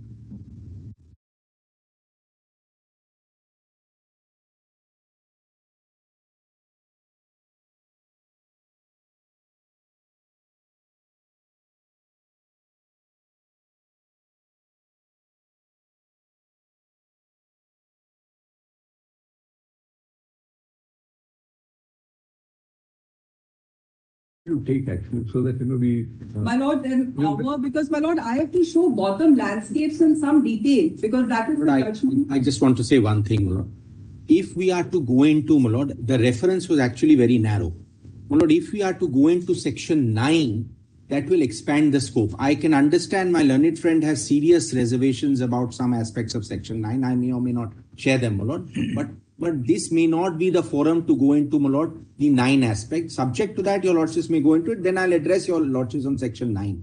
Because otherwise, my lord, then we keep, my lord, going into a large number. Her apprehension appears to be that our ruling on the may affect. Your lordship may make it clear. Direct impact on. Right. I'm saying, my lord, your lordship may make it clear. According to it, will have. I can show that 9 has a different regime, and 9, my lord, may be treated separately. I may agree with some of what my learned friend says, but my lord, this may not be necessary to go into it. Lord, I would say that I must make out a point on Section 9 because, my lord, it will have some consequences, and the learned amicus may also point out to the court what these ramifications might be or might not be. That is yes. Ms. Tiwari, you see, we are sitting in a reference. Absolutely. Right? Now, perhaps the amicus might have confined his argument, limited to what is referred. And suppose this Section 9, it will definitely or may have an implication. One is not ruling that out. But such an argument has not come forth from the other side, or rather the amicus. Rather the amicus, I would say, not the other side. No, amicus, I should. Amicus, yeah, correct. I have immediately taken back my word. There is no other side. There is only amicus we have heard so far. So when I say amicus, has made a point of it. No, correct. So the amicus has now made a submission. Then we have to open it. You can't be just, sort of. 2 things, my lord, I'll say to that. One, that I will show, my lord, from the judgment itself, that why indirectly the reference is also then to Section 9. And I will also show to my lord that in Global 11.6a was not being considered or was not argued and yet considered, my lord. It was an Section 8 point. And my lord, then there was a reference, there was an 11 also, but my lord, 11.6a specifically was not argued, it was considered. And my lord, when this reference is made, the paragraphs of Garware which are referred, my lord, and the paragraphs of Vidya Dolia which are referred, my lord, that has a direct implication on referring 9, my lord. Because, my lord, in para 37 of NN Global, 9 has completely been discussed and decided. That is the issue today, my lord. Where is that portion? Yes, sir. Decided. Let us see that. Para 37. Let us see the Let me just clarify this, my lord. Neither in Garwar, my lord, 4 paragraphs are referred, my lord. 22, 29, 146, 147. Garware is only a Section 11 case. Because why we are asking you this question is, there is one reason. You see, Section 9 permits a party even before the commencement of the arbitration. Yes. To seek what is described as the urgent interim relief. Yes. Correct. So if that, even at that stage, if the mandate of the stamp act is followed or not followed. My lord, that's a live question, my lord. No, what you're saying is, the impact is even more, because if you say that Maybe. stamp act should not be, it should be deferred to a later stage. No, I am not What saying. will happen is the interim relief will get. No, Manoj, I want to First make of all, this. it is to a court. Manoj, yes, there are differences, Manoj. There are serious differences between an 11 and 6, 11 and an 8 situation, where the court simply, Manoj, pushes the matter to the arbitrator, and a section 9 situation, which my learned friend is arguing, which may require the court to actually look at the document. Section 8 is slightly similar to 11. 11. So 8 and 11 is. So you are actually pushing it there. You have to prove the existence of a valid agreement. So Manoj, that is one bucket. 8 and 11 is one bucket. Go together. Yes, that I understand. But Manoj, 9 is actually a little different, because 9 requires some interim adjudication on the substance of the matter, on the merits. Well, not prima facie, you have to look at the document, you have to give interim relief, not give interim relief, whether at that point you will insist as a precursor to, my lord, stamp duty. For instance, my lord, I've got. Your short point is that in a section 9 proceeding, it will be fair. It may be different. To insist that the stamp act is enforced. My lord, in fact, there are judgments. I can, my lord, say in her favor. It appears that during the pre-lunch section you said that the stamp act have a different application under section 11 and 8 and 9. You cannot have a different application. 9 is a situation, my lord. Please question that, my lord. They cannot have. 9 is a situation. I'll give an example. No, I have some order. What the 3 judges bench says about 9. No, 9, the 3 judges bench in one paragraph. Let's see the paragraph. Right. Lordship may see that paragraph. One, my learned friend, please. Where is the judgment? Para 37, my lord, NN Global. Para 30? Has our compilation is page 283. 283. Yes, my lord. It's a different compilation that my lord. Your compilation. I not see it from my compilation, no? The same paragraph. Which paragraph you want to read? 37. 37. 37.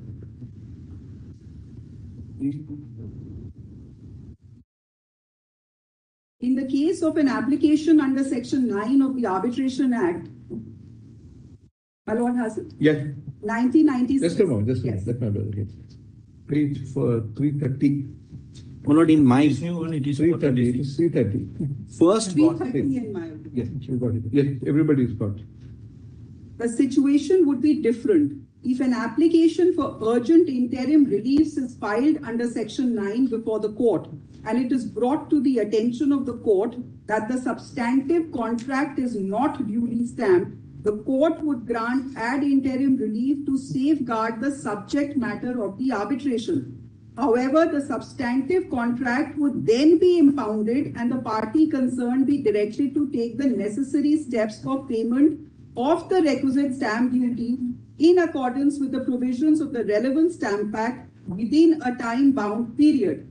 It is made clear that the payment of stamp duty on the substantive contract as assessed by the collector would, however, be subject to the right of revision appeal available under the relevant Stamp Act. My lord, this is where the problem is. And now if my lord may just see para 26 of the same judgment on page 327 of my compilation. Yeah. To see, my lord, how it is in contradiction. 37 is in contradiction to para 26. In our view, there is no legal impediment to the enforceability of the arbitration agreement pending payment of stamp duty on the substantive contract. The adjudication of the rights and obligations. My lord, this is important for 9. Because in 9, the adjudication of the rights and obligations is happening on the substantive contract. The adjudication of the rights and obligations under the work order or the substantive commercial contract would, however, not proceed before complying with the mandatory provisions of the Stamp Act. My lord may see the contradiction between 26, where it says adjudication of the rights and obligations under the work order would, however, not proceed before complying with the mandatory provisions. And my lord may see para 37, where it says that section 9 relief can be granted.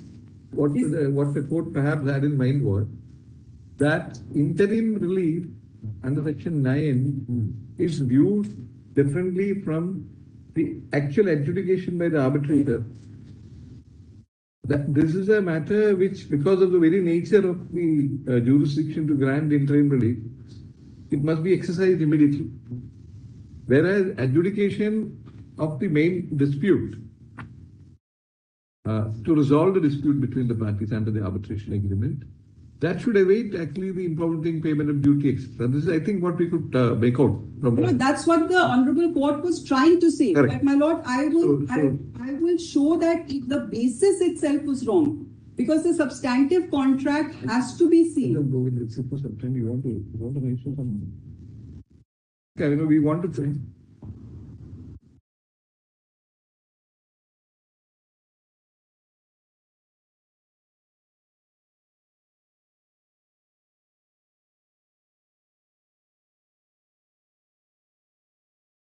Lord, morning I can. No, if you can conclude with half an hour, we can. My lord, it will be difficult because I will take some time to show at least 3-4 judgments, my lord. That's all that I'm showing, and the background, my lord, what my lord observes on why the court thought that it can be given the interim relief in this manner, my lord. The background to that, my lord, I wanted to show from the judgments. So just 2-3 judgments more.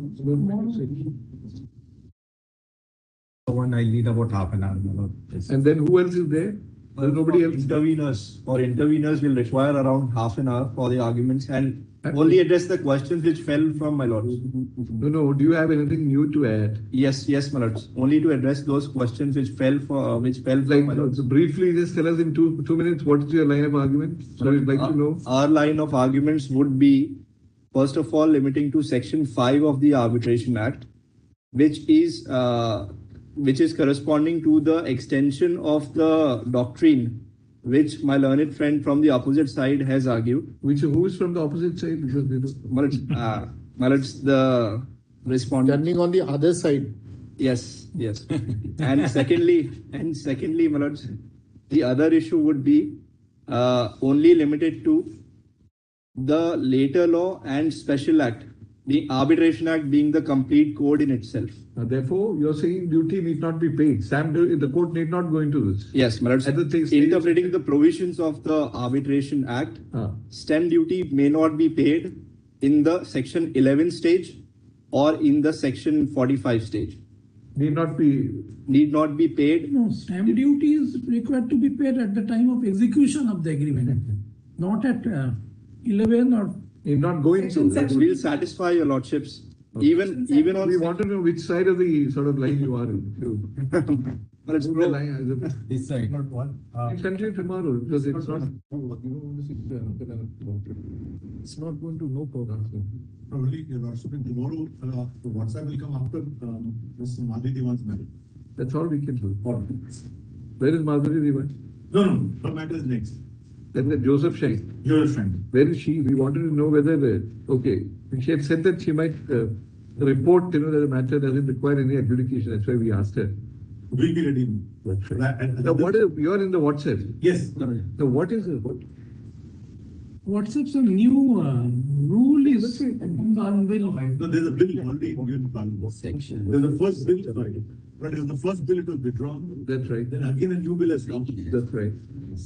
So it's going to be argued, or we thought that. Because the other side had said that even if the bill is there, we want to argue. So I don't want to say anything. We place the matter, then Lordship may decide whether they want to. No, but who's in the bill? Do they overlap with the arguments? Yes, we have made a chart also. You are appearing for WhatsApp. I'm appearing for Meta. Mr. Civil is appearing for WhatsApp. Meta is the parent company. It was earlier. Facebook. Now it's called Meta. They will come tomorrow.